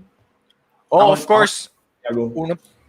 Una pasasalamatan ko yung Dream Team. Of course, ang dami na natin. Dino, my co-host, Neil Fernando, Ice Kua, Jod Cristobal, Roan Beltran, Ben Cuevas, Ian Balete, CJ Apale, Ana Cruz, Kathleen Sitinko, Berge Montalvo, Kiefer Indioko, and our newest member of our team. Dati viewer lang siya, pero ngayon kasama na sa atin, Miss Priscilla C. If you're still watching, welcome sa ating team na For the Love of the Game. And ayun, Dino, ako na mauna, pasalamatan ko lang a few individuals na mahalaga sa akin. Of course, my fiancé, Naj Miravalles. Ito yung lighting, siya yung nag-aasikaso niyan. And kita mo naman, kahit baha na dito sa amin, nandito pa din. Di ko alam kung mahatid ko siya pa uwi, honestly, dahil baha na. But yung support talaga sa atin from episode 1, grabe. So, yun. Plug ko na rin yung YouTube channel niya, Better Days with Naj. Every Wednesday din yun, 5:45. So, punta lang kayo dun. And then yun, Newbies Broadcasting Academy, Sir Noel Zarate, Sir Jay De La Cruz, always grateful for your for always pushing me to do better, and sa lahat ng mga valuable lessons na natutunan ko sa larangan ng sports broadcasting. Maraming salamat. And of course, avid viewers natin, Dino, Arsenic Salangsang, Gab Ferreras, John Maverick Cheng, si Carl Santos. So yan, yung mga yan, Priscilla C. Lahat kayo, kung wala kayo, wala kami dito. Really inspired by na yung show namin nagkaaroon ng true meaning sa mga buhay ninyo. So maraming salamat sa inyo. And of course, Yani Moya, always supporting us in whatever capacity she can, kahit napaka-busy niya. Coach Ras Huson, Coach Gina Katigbak. Tapos of course, my family, my parents, na yun nga, malayo ako sa kanila ngayon. My mom, 3 months na akong di kasama siya. My dad, ever since sa quarantine, isang beses pa lang siya nakauwi. So, miss na miss ko na kayo. Of course, mga kapatid ko. Yun nga, si Ian. Last episode na ng Gaya sa Pelikula this Friday. So, tutukan nyo po yan. And of course, Black 5, especially Monica, Rica Franca, Sam Eseke, si Miko Lagamia. Nag-tune in ulit, Dino. Laging nag-tune in. Nice. Hello, Miko. So, maraming salamat. And ayun, Nicole Yebra from Bicol. Ewan ko if she's still tuning in. Maraming salamat. Ayun, yun lang naman. Dino. Yeah, ako, siyempre, of course, napasalamat mo naman yung mga kailangan. I just wanna thank also my family, my friends, si Yani, si Kem, for supporting me. And yung mga guests natin, of course, yung mga nagtiwala sa atin, future guests and mga past guests natin that, just like Jasmine, who gave us an opportunity to have him here in our episode. We're truly grateful. We're working something out right now, but I just wanna thank and honor all those people that were involved over the past ilang months na tayo, 5 months, going 6 months na. So maraming salamat everyone. Yeah. Thank you so much.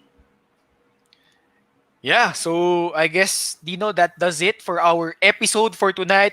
So hopefully guys, maraming kayo natutunan, and please, kung nagustuhan nyo itong episode na ito, please like and share this episode para doon sa mga di pa nakapanood, sa aling mapanood nila, and marami din silang matitake away dito. And of course, yung mga previous episodes namin with our previous guest, yan, always available sa aming Facebook page, For the Love of the Game. So yun, that does it for tonight. Dino, thank you very much. On behalf of you, ako po si Ken Pangilinan, saying so long, stay safe, and see you next time on the next episode of For the Love of the Game. Good night, guys.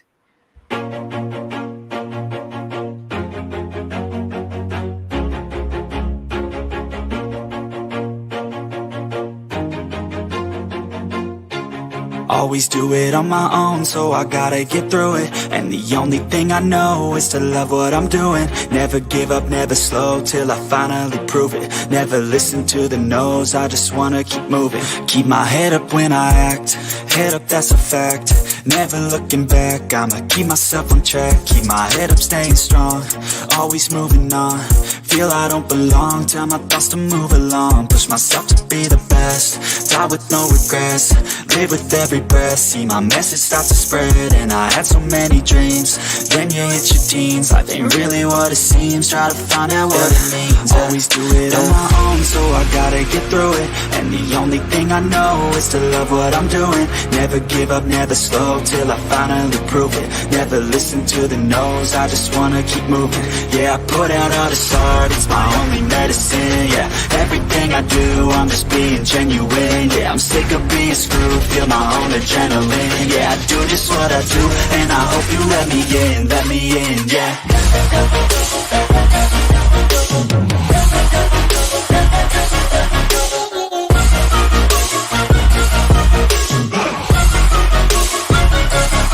I'm grateful, oh yeah, able, oh yeah, I'm stable, oh yeah, no label, oh yeah, you know me, I have only a path, I'm lonely, but damn, I'm going to I don't want no fake love, I want the real stuff. Everybody listen up, cause I'll only say it once. I'm gonna show you all the path, if you want it bad. I'm gonna show you where it's at, yeah, how you can get it back. Yeah, cause I ain't never done, I'll be number one. Working hella hard until I get just what I want, yeah. Rises like the sun, yeah, fatal like a gun. Shooter's gonna shoot and I'm gonna shoot until I won, yeah. Always do it on my own, so I gotta get through it. And the only thing I know is to love what I'm doing. Never give up, never slow, till I finally prove it. Never listen to the no's, I just wanna keep moving. Yeah, I put out all this art, it's my only medicine. Yeah, everything I do, I'm just being genuine. Yeah, I'm sick of being screwed, feel my own adrenaline. Yeah, I do just what I do, and I hope you let me in, yeah.